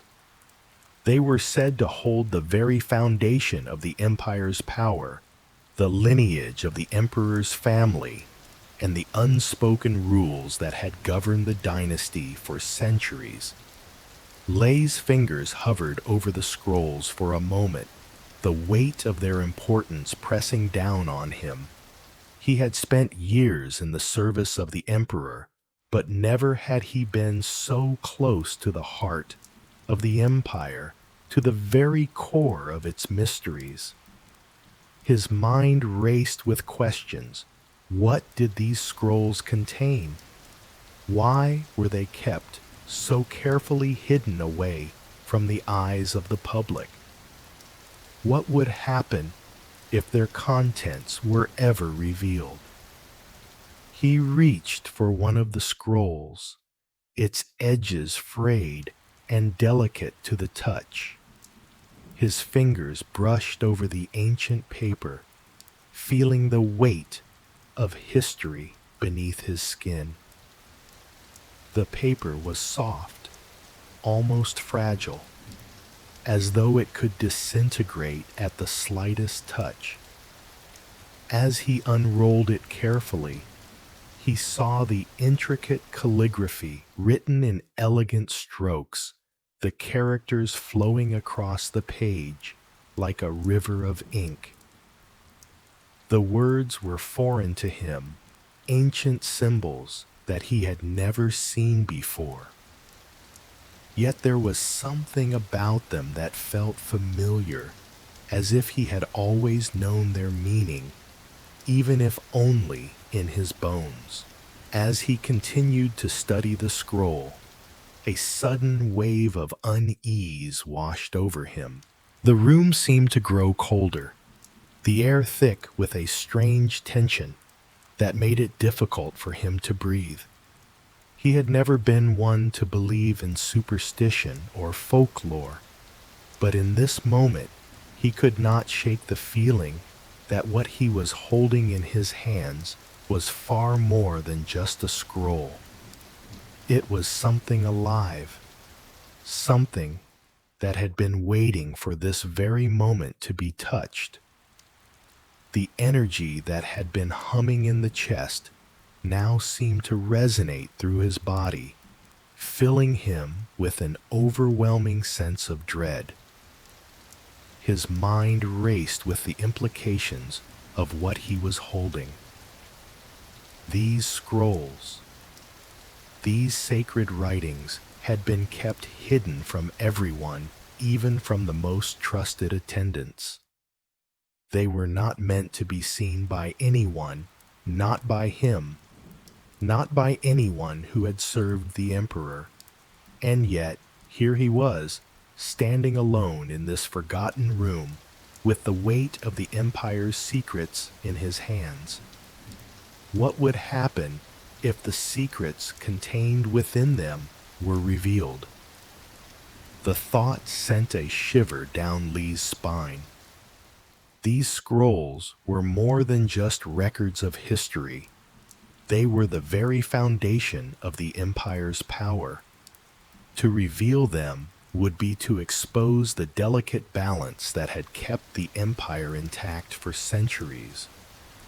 The consequences could be catastrophic. The emperor's reign, fragile as it was, could crumble beneath the weight of these revelations. And yet Lei could not stop himself from wondering, what if the world needed to know the truth? What if the empire was built on lies, on secrets that had been buried for too long? Li's fingers trembled as he continued to unroll the scroll. The more he read, the more he felt a connection to the words, something that transcended the written characters, something that felt as if it had been written for him, for his eyes alone. The scrolls spoke of ancient pacts of oaths sworn between emperors and the gods of power, passed down through generations. They were the emperor's legacy, the soul of the empire written in ink and parchment. But as he read, a strange sense of unease deepened within him. It was as though the scrolls themselves were warning him, urging him to stop, to put them down before it was too late. He felt as though he were crossing a line, stepping into territory that no one was meant to enter. He could hear the faintest whisper in the back of his mind, a voice that seemed to come from the scrolls themselves. Do not open the door to the past. Some secrets are meant to remain buried. Despite the warnings, Lei could not stop. The pull of the scrolls was too strong, too irresistible.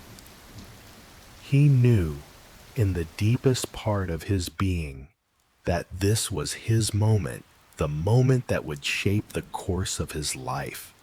Whatever was written here, whatever was contained in these ancient texts, would change everything. He could feel the weight of that knowledge pressing down on him, pushing him to continue. As his fingers continued to trace the lines of the ancient script, the temperature in the room seemed to drop, the air becoming colder, heavier. The flickering candlelight cast long shadows across the walls, and for a moment, Lay felt as though the entire room was closing in on him, the walls pressing tighter and tighter until he could barely breathe. The scroll seemed to come alive in his hands, the symbols on the page shifting and changing, as if they were alive, as if they were telling him something urgent.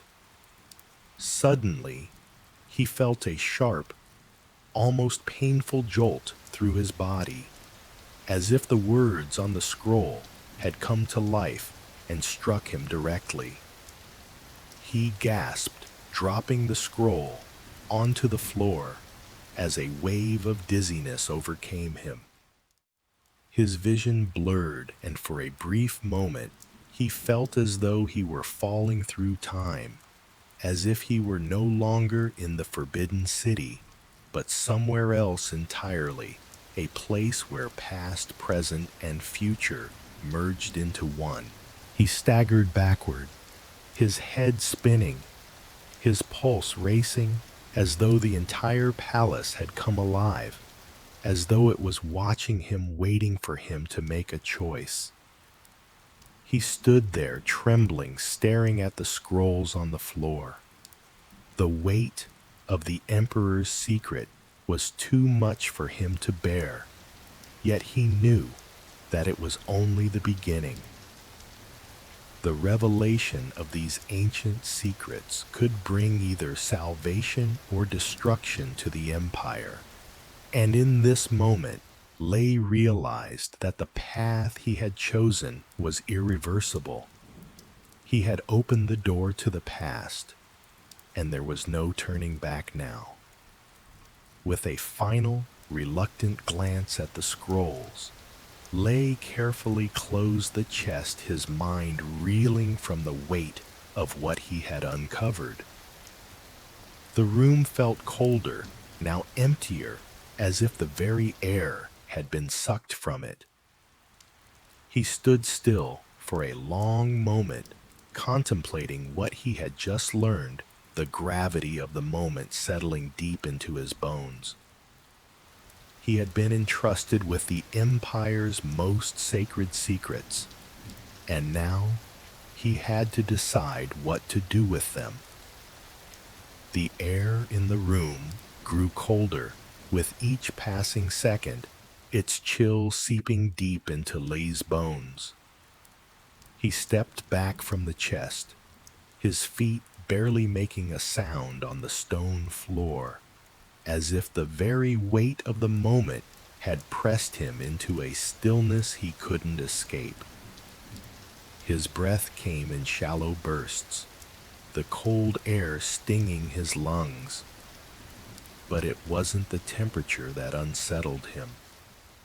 It was the rush of thoughts, the tide of questions crashing through his mind like a storm. He glanced down at the chest, now closed, its surface smooth and untouched. Yet inside, he knew lay the knowledge of the Empire's most ancient and sacred secrets. Secrets that had been buried for centuries, hidden away in the deepest corners of the Forbidden City. These scrolls, these relics of power and history, contained the truths of the dynasty's origins, the rites that had been practiced in secret, the bloodlines that stretched back to the very beginning of the Empire. They were not just pieces of parchment, they were the foundation of everything the empire had ever been, everything it had ever stood for. And Lei had been the one to uncover them. But now that he had the weight of their significance pressed on him, heavy and suffocating, he could feel the echoes of the past reverberating through the room, through the walls of the Forbidden City. It was as if the very stones were alive, holding their breath, waiting for him to make a decision. The room, once a sanctuary of silence, now hummed with an energy that Lei couldn't ignore. It was the hum of history, the sound of time itself reverberating through the walls, through the chest, through him. Did the Emperor know what lay hidden here? The thought hit him like a wave. He had always known the Emperor to be a man of great power and insight, but even the most powerful rulers could lose sight of their own history, especially when age had dulled their senses, when their strength had waned, and their mind had begun to falter. Had the Emperor known that these scrolls, these dangerous, powerful secrets, lay hidden within the walls of his own palace? Or had they too been forgotten by the very man who had once ruled the empire with such unyielding authority? Lei shook his head, trying to push the thought aside, but it clung to him. He could not escape the feeling that the Emperor had in some way been complicit in the concealment of these secrets. The idea was unsettling, almost too much to bear. The Emperor, the once mighty ruler, might have known the importance of what was hidden here, but he had chosen to keep it locked away. Perhaps he had hoped that the past would remain buried, that the empire's history would stay in the shadows untouched by the light of day. But now that Lei had uncovered the truth, there was no turning back. The past had risen from its grave, its secrets laid bare before him. And with that knowledge came a responsibility, a heavy, crushing responsibility to decide what to do with it. The Forbidden City, for all its grandeur, its history, and its power, was a place built on secrets. It had always been so. The very walls of the palace were filled with the echoes of those who had come before rulers, courtiers, soldiers, all of them, leaving their mark on the stones. Some of their stories had been forgotten, erased by time or by design. Others had been deliberately hidden, locked away in the deepest corners of the palace, where only the most trusted could ever hope to find them. And Lei, in his quiet service to the Emperor, had stumbled upon one of the greatest secrets of all. He had found something that could change everything, the very foundation of the empire now lying in his hands. Yet even as the weight of the scrolls pressed against him, even as the power of their contents began to take root in his mind, Lei knew something deep down. Some things were better left buried. The past, with all its power and grandeur, had a way of haunting the present. Some truths, when uncovered, could unravel everything. The Emperor had hidden these scrolls for a reason. Perhaps he had understood that. Perhaps in his wisdom he had chosen to keep these dangerous truths locked away, knowing that to reveal them would tear apart the fragile peace that held the empire together. But the scrolls were here now. They were real, tangible, and in Lee's hands. And no matter how hard he tried to push the thought aside, he knew he could never forget what he had seen, what he had read. The power contained in those ancient symbols could not be ignored. The secrets of the dynasty, the hidden truths that had shaped the course of the empire for centuries, were no longer just words on paper. They were a living, breathing force, and Lei was its unwilling keeper. As his eyes lingered on the chest, the moment of silence stretching out like a tightrope, Lei felt the weight of history pressing down on him. The emperor might be asleep now, his reign slowly fading into oblivion. But the palace, the forbidden city, remained. And the secrets buried within its walls were still very much alive. His fingers tightened around the edge of the chest, and with a deep breath, he slowly closed the lid, sealing the scrolls away once again. The sound of the lid clicking shut seemed to echo in the room, reverberating in his chest like the closing of a door, the finality of it settling deep within him. The room, once humming with energy, fell silent once more. The coldness, too, seemed to retreat, leaving behind only the lingering weight of the decision he had made. But as the chest was sealed, another thought pierced his mind. The secrets of the past were now locked away. But for how long? The knowledge that lay within those scrolls could not be kept hidden forever. In time, someone would seek them out again. Someone with the courage to open the chest, to unearth the buried truths.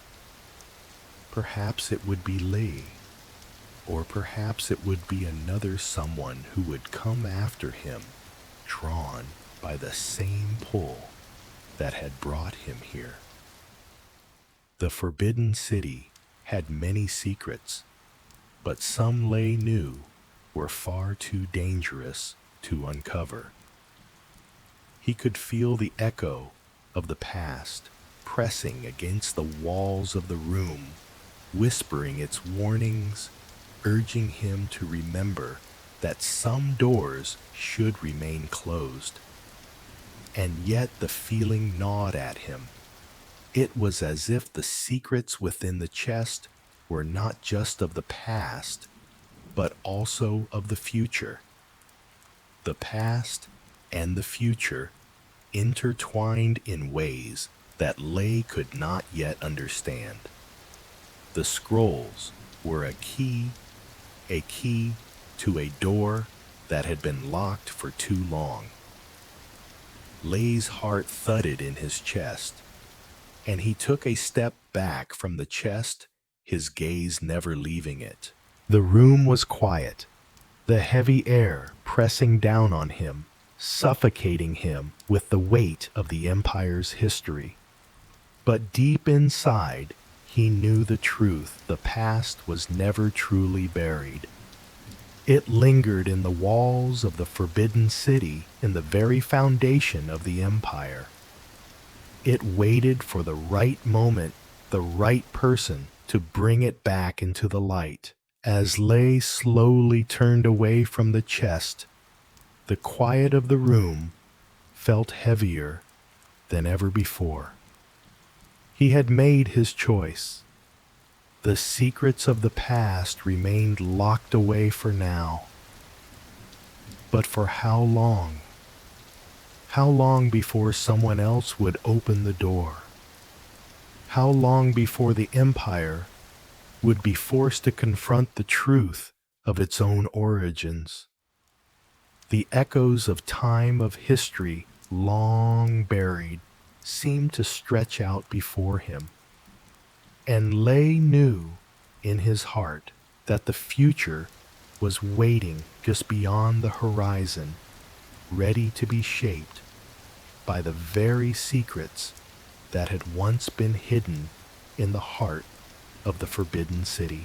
The air in the Forbidden City felt thick and heavy as Lay turned his back on the hidden room, his heart still racing from what he had uncovered. The chest now closed seemed to weigh on his mind even more than it had on his hands just moments before. As he moved toward the door, the silence of the room, once almost comforting, now seemed oppressive, as though the very walls were closing in on him. The ancient stone that had witnessed so many years of history now felt like it was watching, waiting, expecting something from him, something he was not prepared to give. As Lay stepped into the corridor, the flickering lantern in his hand cast long shadows on the walls, but the shadows were not as familiar as they once had been. There was something different about this place now. He couldn't shake the feeling that something or someone was following him. At first it was so subtle that he almost convinced himself it was nothing, just a faint brush of air against the back of his neck, a soft whisper in the stillness. He paused, looking over his shoulder, half expecting to find someone standing there, perhaps one of the older attendants or a passing guard. But the hallway behind him was empty, just the endless stretch of the stone walls, silent and unmoving. He exhaled slowly, trying to push the unease down, telling himself that it was nothing.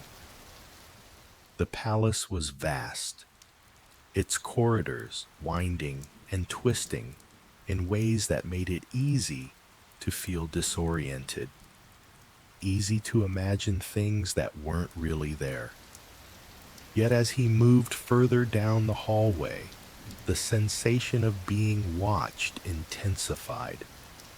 The air grew colder, a slight chill that nipped at his skin, and that same whispering brush of wind seemed to follow him, growing stronger, more persistent.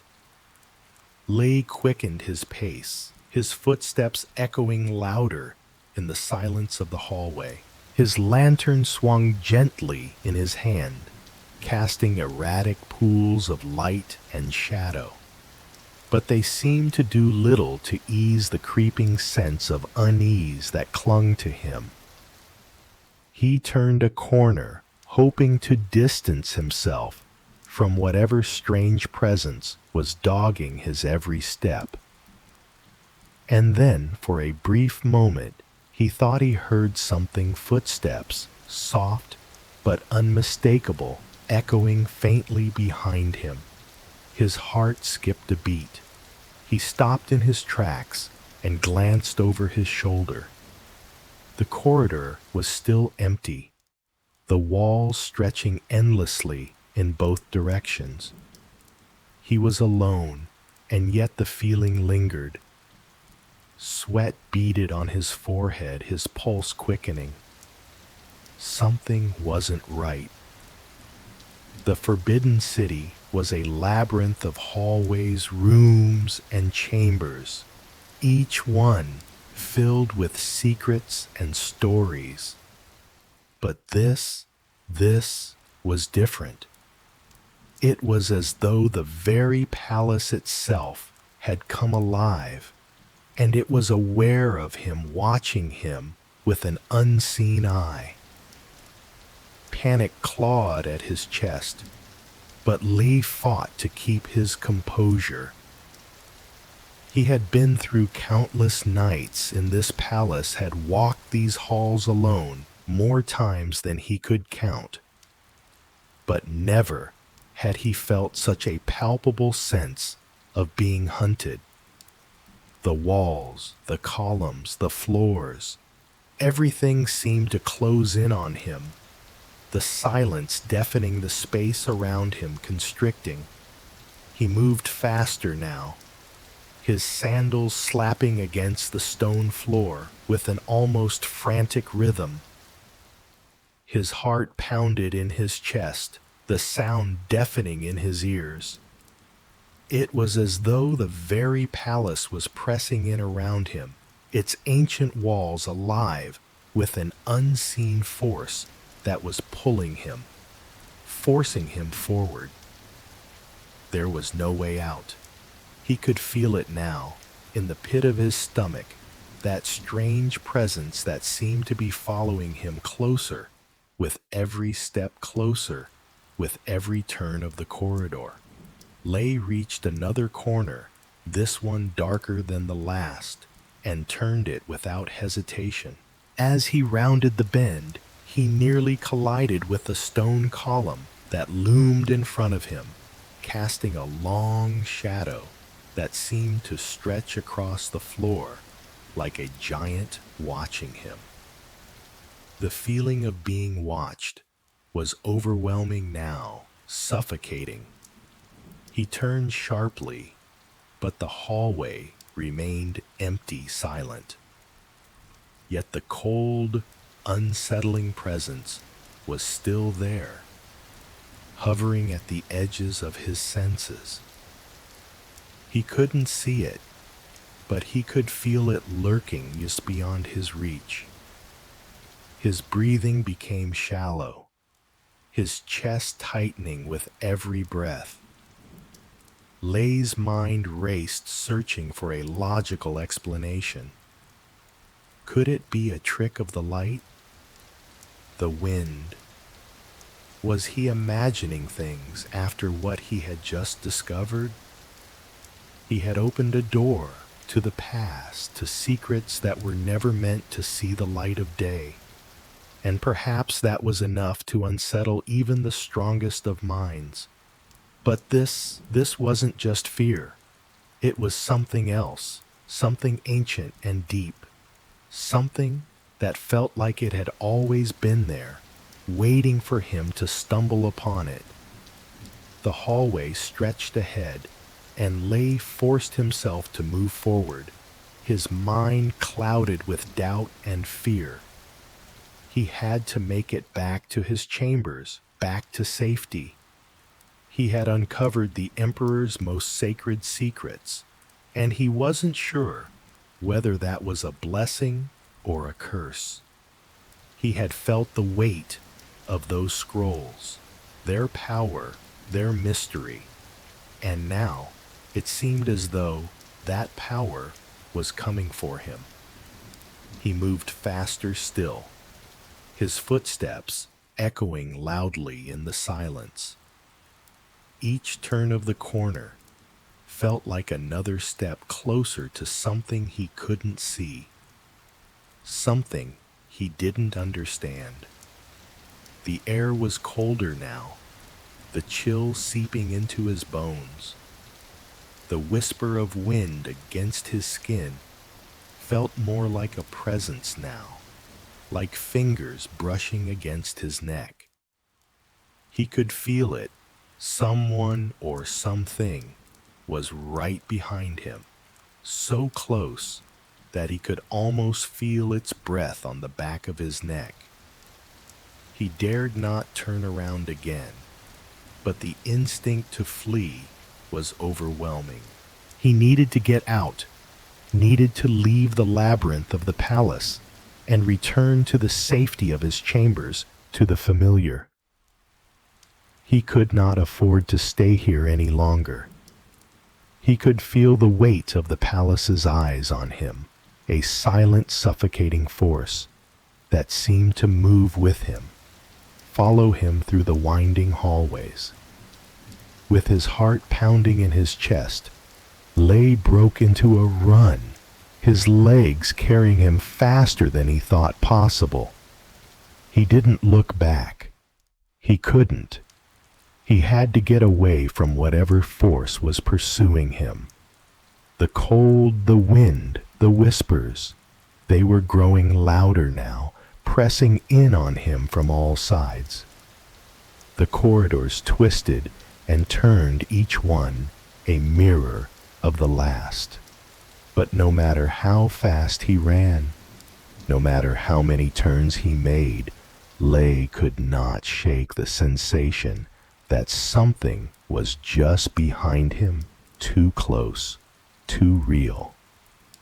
His breath came in ragged gasps as he rounded another corner, the stone walls closing in, the light from his lantern flickering wildly in the darkness. He stumbled once, nearly losing his footing, but managed to catch himself. No, I cannot let it catch me. I will not let it catch me. The thought raced through his mind, and he pushed himself harder, willing his legs to carry him faster. There was no end to the corridors, no escape from the unseen presence that followed him. It was everywhere. It was in the walls, the shadows, the very air he breathed. The palace was alive, and it was aware of him. Finally, after what felt like an eternity of running, Lee burst into a wide open space, the familiar sight of the palace's grand hallways stretching before him. The noise of his footsteps finally began to drown out the whispering wind, the thumping in his chest slowing as he stumbled to a halt. The feeling of being pursued began to fade, but the cold, oppressive presence still lingered in the back of his mind, just out of sight. For a long moment, Lay stood there in the silence of the hall, his breath coming in heavy, uneven gasps. He had escaped whatever it was that had followed him, but deep down, he knew this wasn't over. The palace, its secrets, its spirits had been watching him, and now they were awake.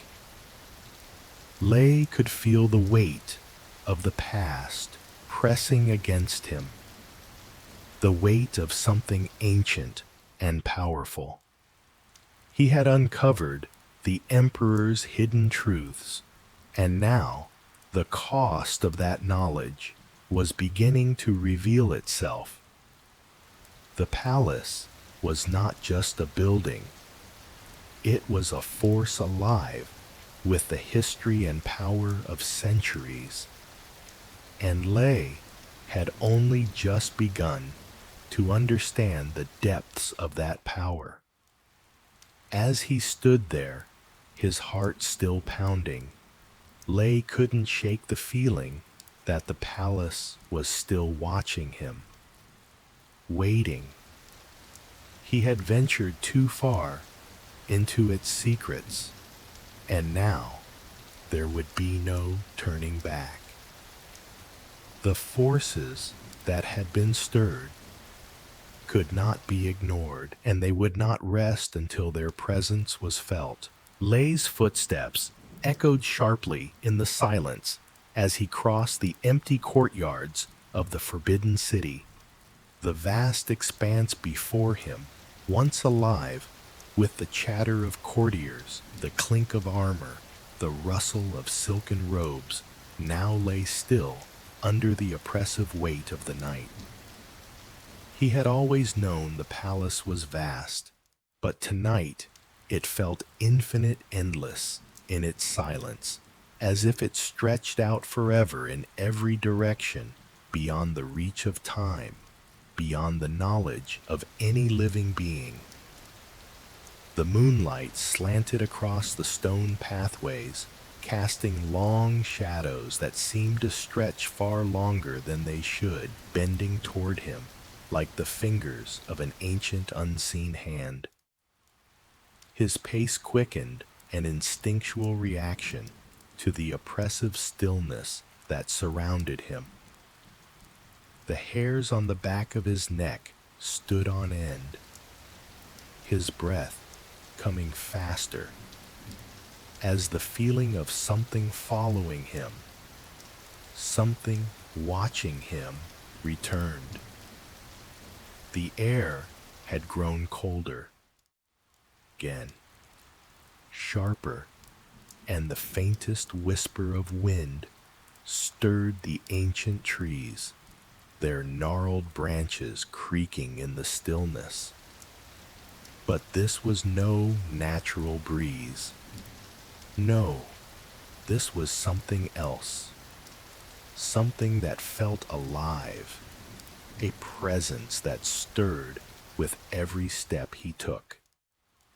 The moon hung high in the sky, its light casting a silvery sheen over the entire courtyard, illuminating the stone walls of the forbidden city that loomed like silent giants around him. He glanced up at the towering gates ahead, their massive wooden doors worn by centuries of use, yet still standing strong, as though guarding the heart of something far more powerful than just the empire itself. The air around him hummed, now faint but unmistakable, like the sound of a pulse deep and slow, emanating from the very stones beneath his feet. The palace was breathing. For a moment, Lay stopped, his heart pounding in his chest, as he looked at the gates, at the dark spaces beyond them. He could feel it, something stirring in the shadows, something ancient, something that had always been there, watching, waiting.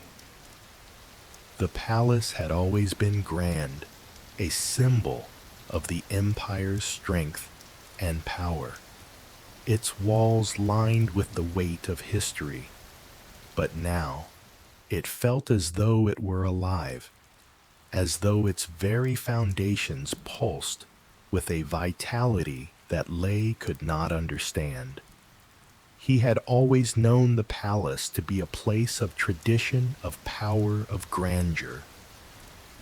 But tonight, as he stood before the gates, the vast emptiness around him seemed to swallow that past whole, leaving nothing but an aching sense of something far greater. The Forbidden City, once filled with the echoes of the Emperor's court of advisors and generals, now stood silent, its once glorious halls empty and abandoned. And yet, in this emptiness, Lay felt a strange energy, a strange vitality. The palace in its silence was alive, in a way he couldn't quite explain. It was not the living pulse of a bustling court, but something deeper, something that stretched back to the beginning of time itself. It was as though the stones themselves were breathing. The ancient walls, the stone pathways, the darkened corners, all seemed to exhale. Secrets, exhale memories, long buried in the folds of history. The palace had witnessed centuries of life, of death, of empire, and ruin, and those memories had been absorbed into its very being. And now they were waking, stirring within the stone, within the silence. Lei shuddered as the air seemed to grow heavier, pressing down on him, wrapping itself around him like a suffocating cloak. His eyes flicked to the shadows that stretched long across the courtyard, the moonlight casting strange shapes that seemed to dance and flicker in the corners of his vision. He couldn't tell if it was his imagination or if something truly stirred in the darkness. But it didn't matter. The feeling, the sense of being watched, of being drawn towards something he couldn't see, was undeniable. He took another step forward, his mind racing. He had just uncovered the Emperor's most hidden secrets, learned things that had been locked away for centuries, and now he wondered, had he disturbed something? Had the secrets he had unearthed, the truths that had been kept buried, awoken something ancient, something that should have remained forgotten? His thoughts raced, his pulse quickened, but his body moved with purpose. There was something almost hypnotic about the palace's pull, a sense of inevitability, as if he were walking towards something he could neither deny nor escape. He had always been a servant of the Emperor, bound by duty. But tonight, that duty felt different, felt heavier, as though he were no longer a servant, but a participant in something much larger than himself, something far beyond his understanding. The wind picked up again, rustling through the trees and the stone columns that lined the courtyard. For a brief moment, the whisper of the breeze seemed to carry voices, distant voices, faint but clear. They were not human voices. They were something older, something deeper. The murmurs of the past reverberating through the very air. Lei stood still, his breath held, trying to catch the words, but they faded as quickly as they had come. The silence returned deeper now, heavier. He felt it in his bones, the weight of the past pressing against him, urging him to move forward, urging him to uncover the truth of what he had found and to face the consequences of having opened the door to the past. The palace was not just a place of stone and timber. It was a vessel that contained the echoes of every emperor, every ruler, every soul that had ever walked its halls. And now Lei was one of them. He was part of the palace's history, a small piece in the grand story of the empire that stretched back to the beginning of time. He turned and continued down the path, his steps quicker now, driven by something he couldn't quite name. The moonlight seemed to guide him, casting his shadow long and dark against the stone floor. The courtyard, though empty, seemed full of whispers, full of history, full of lives lived and lost.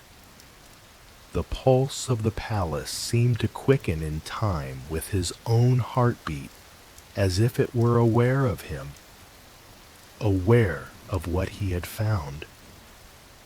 As Lei moved further into the heart of the forbidden city, the air grew thicker, the shadows deeper. The palace, though empty, felt far from silent. It was alive in ways he couldn't understand. It breathed with the weight of its past, the ghosts of emperors long dead still haunting its halls, their eyes forever fixed on the present. And as Lei walked through the empty courtyard, he couldn't shake the feeling that he was not alone, that something or someone was with him, watching him, waiting for him to understand. He reached the center of the courtyard, where the grand gates of the palace loomed before him. The doors, massive and imposing, were as silent as the rest of the palace. Yet, Lei felt as though they too were alive, watching him as he stood before them. The weight of their gaze was almost suffocating, as though they were waiting for him to open them, to step through, and to face whatever lay beyond. And then, just as suddenly as it had appeared, the feeling lifted. The presence that had been watching him, the sensation of being pulled, seemed to fade, leaving only the quiet stillness of the night. Lei exhaled slowly, his breath coming in shuddering gasps as he looked up at the towering gates. The palace was silent once again. Its pulse now subsided, but the sense of something watching, something ancient, something powerful lingered in the air. He turned away from the gates, his heart still pounding, but now with a different kind of intensity. The palace had revealed its secrets to him, but at what cost? What had he awakened? What had he disturbed? The weight of the forbidden city pressed down on him, its walls, its air, its very stones alive with memories and power. For a moment, Lei stood in the center of the courtyard, his eyes closed, the cool night air washing over him.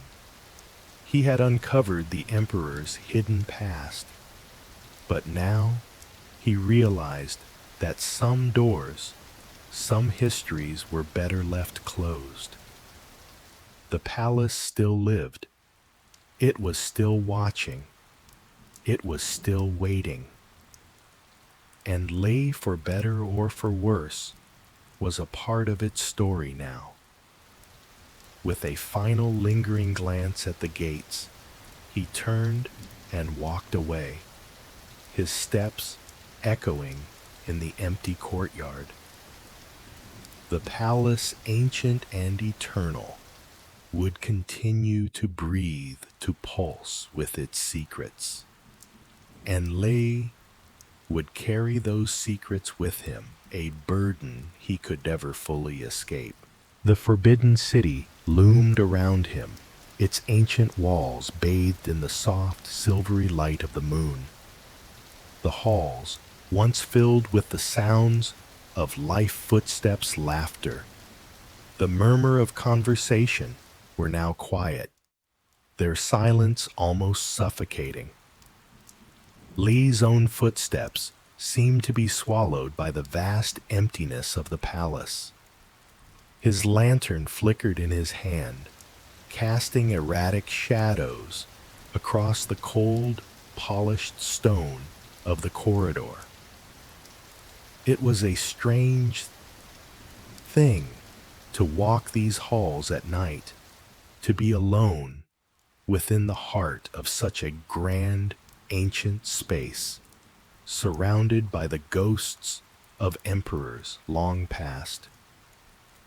As he moved through the darkened hallways, Lei's thoughts drifted to the events of the evening, the chest, the scrolls, the weight of the secrets they contained, the weight of the forbidden knowledge that now rested within him, heavy and unyielding. He had uncovered truths that were never meant to be revealed, truths that could change everything. Yet despite the magnitude of what he had discovered, a strange stillness had descended upon him. The exhilaration of discovery, the rush of uncovering the hidden heart of the palace, had faded. Now only the quiet remained. The events of the night seemed distant, like a dream slipping away with the dawn. Lay exhaled slowly, his breath misting in the cool night air. He could feel the tension in his body start to dissipate as he walked further, his chambers coming into view at the end of the corridor. The weight of the night seemed to lighten as he neared the familiar space, the place where he could finally rest, finally shed the burdens of the day. But even as he moved closer to his door, there was a lingering unease that refused to leave him.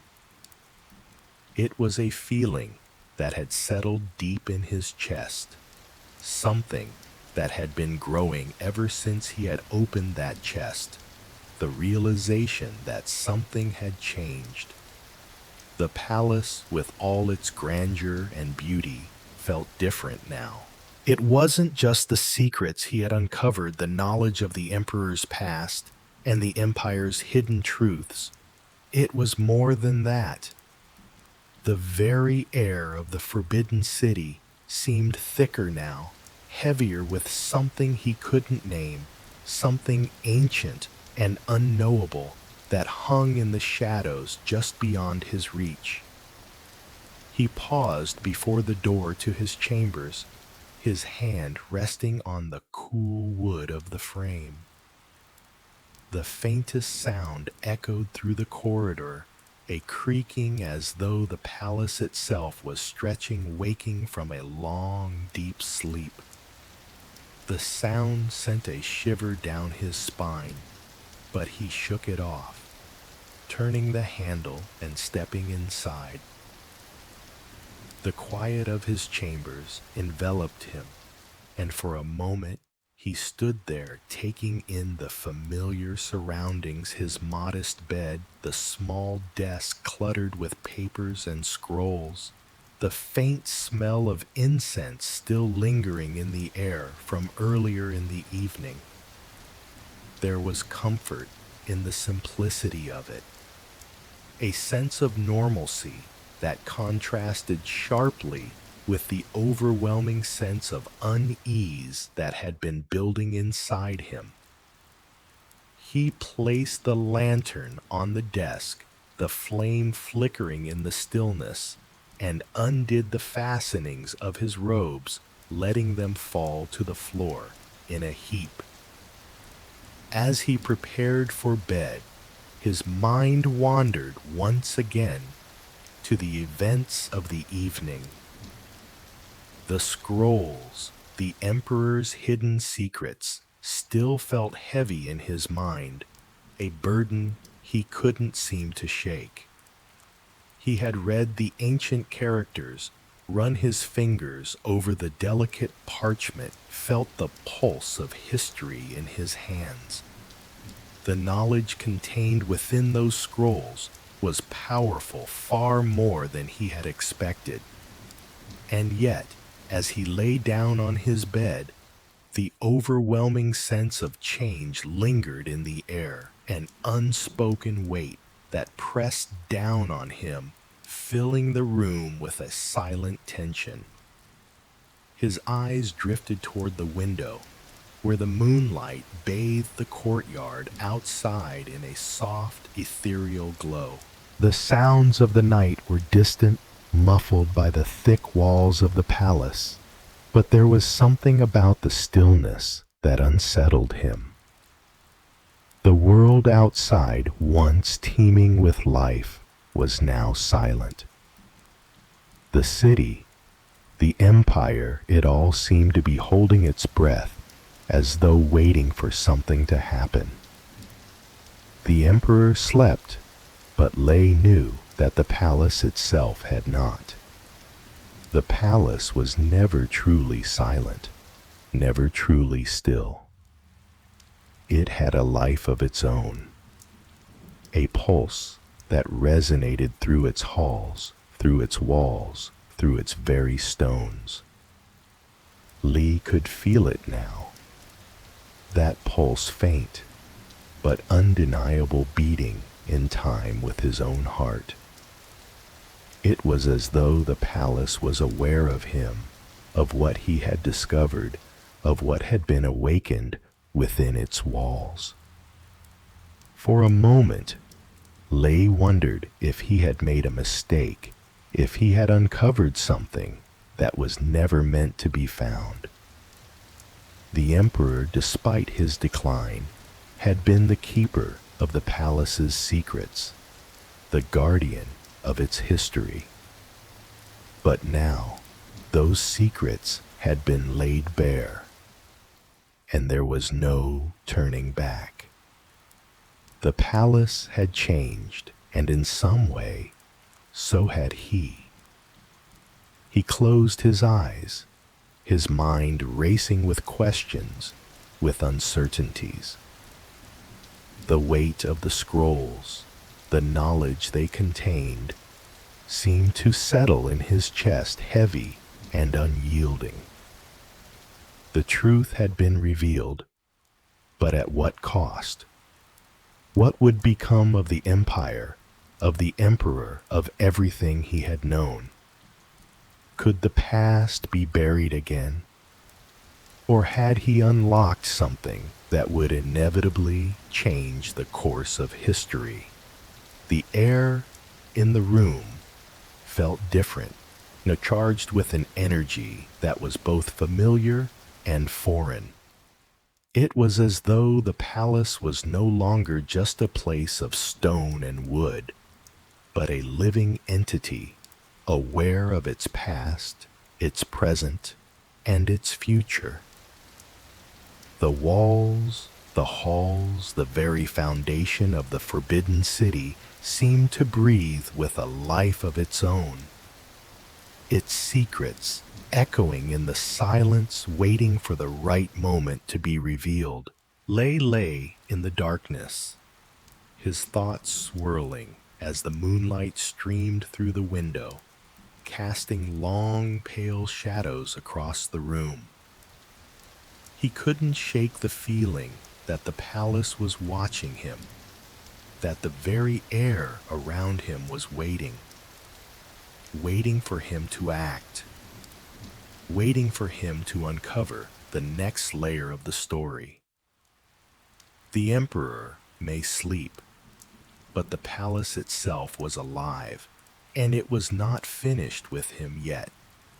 He turned onto his side, closing his eyes, trying to push the unsettling thoughts from his mind. But sleep eluded him. The events of the evening, the weight of what he had uncovered, lingered like a shadow, refusing to leave. The Forbidden City had many secrets, but some Lei now realized were never meant to be uncovered. Some were too powerful, too dangerous to be touched by the hands of mortals. And yet he had touched them. He had opened the chest, unsealed the past. The palace would never be the same again, and neither would he.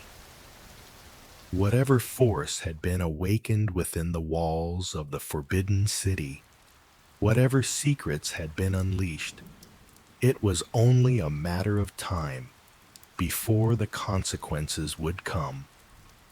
Lei lay there in the dark, his thoughts spinning as the soft hum of the palace's pulse filled the silence.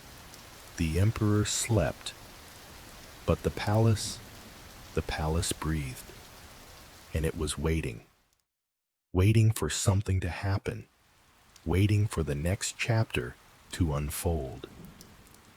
Lei could not help but wonder what role he would play in that story. Would he be the one to shape the future of the empire?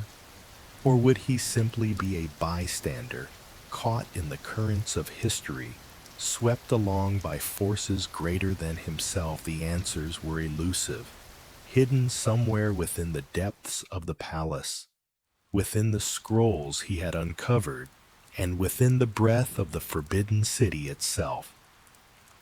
As he finally drifted into an uneasy sleep, the soft murmur of the palace's pulse seemed to lull him into a restless rest. But somewhere deep in the heart of the forbidden city, the echoes of the past still lingered, whispering of things to come.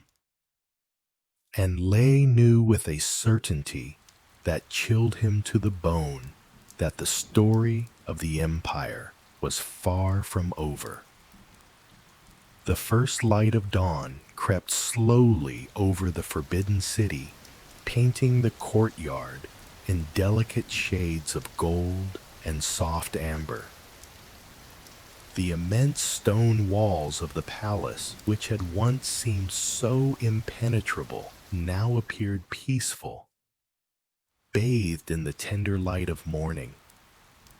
The shadows, long and deep in the stillness of the night, seemed to withdraw reluctantly, as though the sun itself was coaxing them back into the corners of the world where they belonged.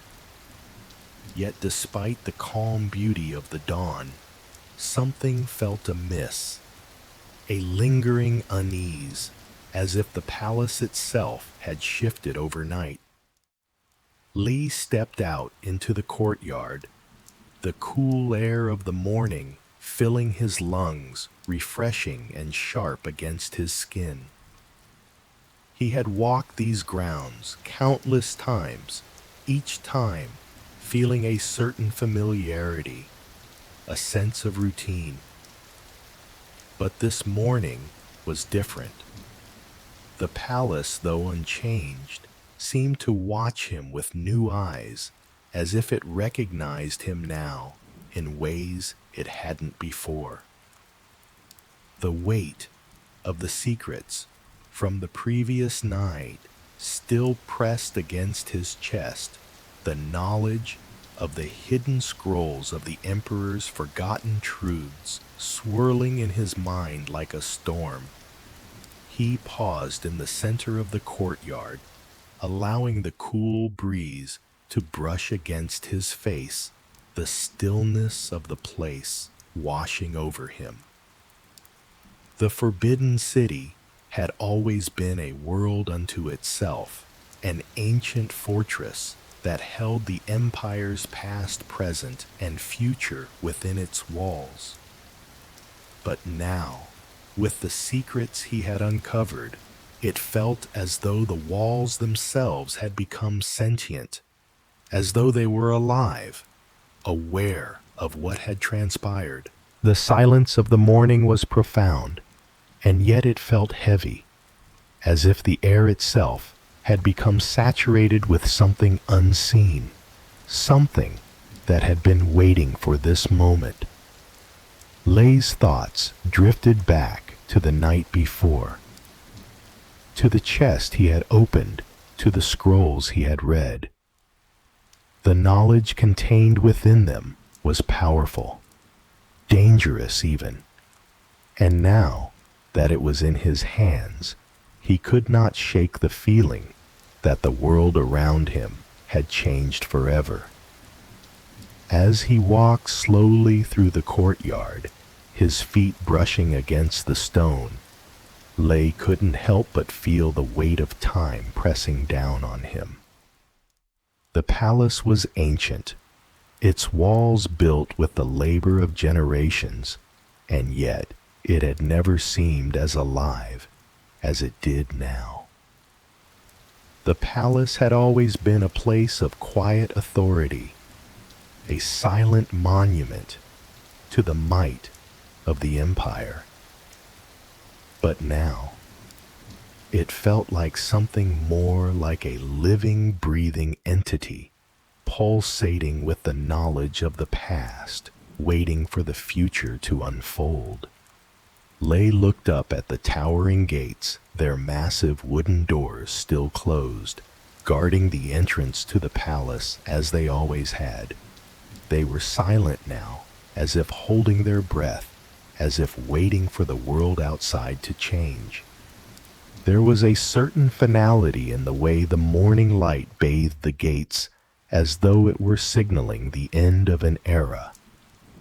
The empire had endured for centuries, but Lei wondered how much longer it could continue on the same path. The knowledge he had uncovered, the secrets of the emperor's dynasty, held the potential to reshape everything, to unravel the very foundation upon which the empire had been built. He stopped before the gates, his hand resting on the cold stone pillar beside him. The air was still, but there was a certain tension in the atmosphere, as though something invisible was stirring just beneath the surface. He closed his eyes, inhaling deeply, allowing the fresh morning air to fill his lungs. He could hear the faint rustling of leaves in the distance, the soft chirp of birds, the quiet sounds of the world waking up.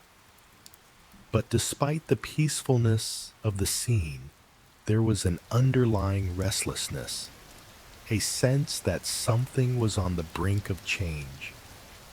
For a moment, Lei let his thoughts wander. He thought of the emperor, of the man who had once commanded the greatest empire in the world, and who now lay in a state of fragile slumber, unable to wield the power that had once been his. He thought of the palace, of the centuries of history it had witnessed, of the countless rulers who had sat upon the throne, their legacies etched into the very stones beneath his feet. And now, here he was, in the midst of it all, holding the very secrets that could change the course of history. The secrets of the emperor's dynasty, the hidden truths of the palace, the scrolls that had been kept locked away for generations. They were all now in his hands. And Lei couldn't help but wonder what he was supposed to do with them. He had uncovered the past, but the past was not always something that could be easily understood, easily controlled. What good were the emperor's secrets if they could only destroy what they were meant to protect? And yet Lei felt a certain responsibility to those secrets, as though they were waiting for him to unlock their full potential, to use them for something greater than himself. The courtyard, still bathed in the soft light of dawn, felt as though it were holding its breath, waiting for Lei to make a decision. The palace was a place of power, of history, of eternal life. But now it seemed to him that the palace was waiting for something more, a new dawn, a new beginning. The empire had been built on the foundation of its rulers, of its dynasties, but now it felt as though that foundation was crumbling and a new era was on the horizon. Whether that new era would be one of renewal or destruction, Lei didn't know. But he knew one thing for certain: the Forbidden City would never be the same again. The sound of footsteps interrupted his thoughts, faint but growing louder. Lei turned his gaze, falling on the figure emerging from the shadows at the far end of the courtyard. It was one of the guards, a familiar face, his posture straight, and his steps purposeful. The guard's eyes met Lay's, and for a moment Lay felt as though the palace itself had shifted, as though the very air had thickened with unspoken understanding. The guard stopped a few paces away, bowing slightly in respect, but there was something in his expression, something that made Lay's stomach tighten. It wasn't fear, but it was something close, something that spoke of knowledge, of awareness. The guard's eyes lingered on Lay for a moment too long, as though he were seeing something beyond the man standing before him, something that Lay could not see. "Good morning, Master Lay," the guard said, his voice steady but with an undercurrent of caution. Lay nodded, his heart still racing from the intensity of the night before. "Good morning," he replied, his voice a little quieter than usual, as though the weight of his own thoughts had stolen his confidence. The guard hesitated for a moment, then spoke again, his words soft but deliberate. "The Emperor, he sleeps, yes, but he is not the only one who dreams." The words hung in the air between them, heavy with meaning. Lee's breath caught in his throat. He couldn't tell if the guard was speaking of the Emperor's frailty or of something deeper, something more ancient, more powerful. The guard lowered his eyes, almost as though he had said more than he meant to, and then quickly turned, walking away toward the far side of the courtyard, leaving Lay standing in the growing light of the morning, his thoughts swirling. For a moment, Lay stood there, his gaze fixed on the distant figure of the guard, wondering what he had meant by his words. "He is not the only one who dreams." It was a cryptic message, one that seemed to echo in Lee's mind long after the guard had disappeared. Was the guard speaking of the empire itself, of the dreams and ambitions that had built the Forbidden City? Or was he speaking of something more personal, something that had to do with the scrolls Lay had uncovered, with the power that now lay heavy in his hands? Lee's thoughts were interrupted by the sound of the wind picking up again, the soft rustling of leaves, the distant cries of birds taking flight. The day had begun in earnest, the first rays of sunlight stretching across the palace, warming the stone beneath his feet. The courtyard was alive with the soft sounds of morning, but Lay couldn't shake the feeling that something was about to change. The palace was holding its breath, and so was he. The past, the present, and the future all seemed to converge here in this moment. And for the first time in his life, Lay felt the weight of it all.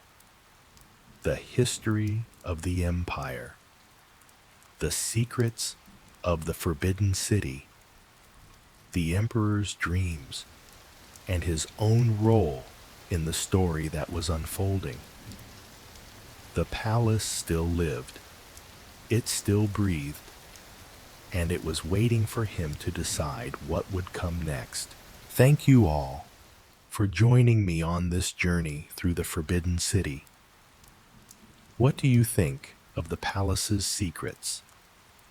The whispers of history that still linger in its halls?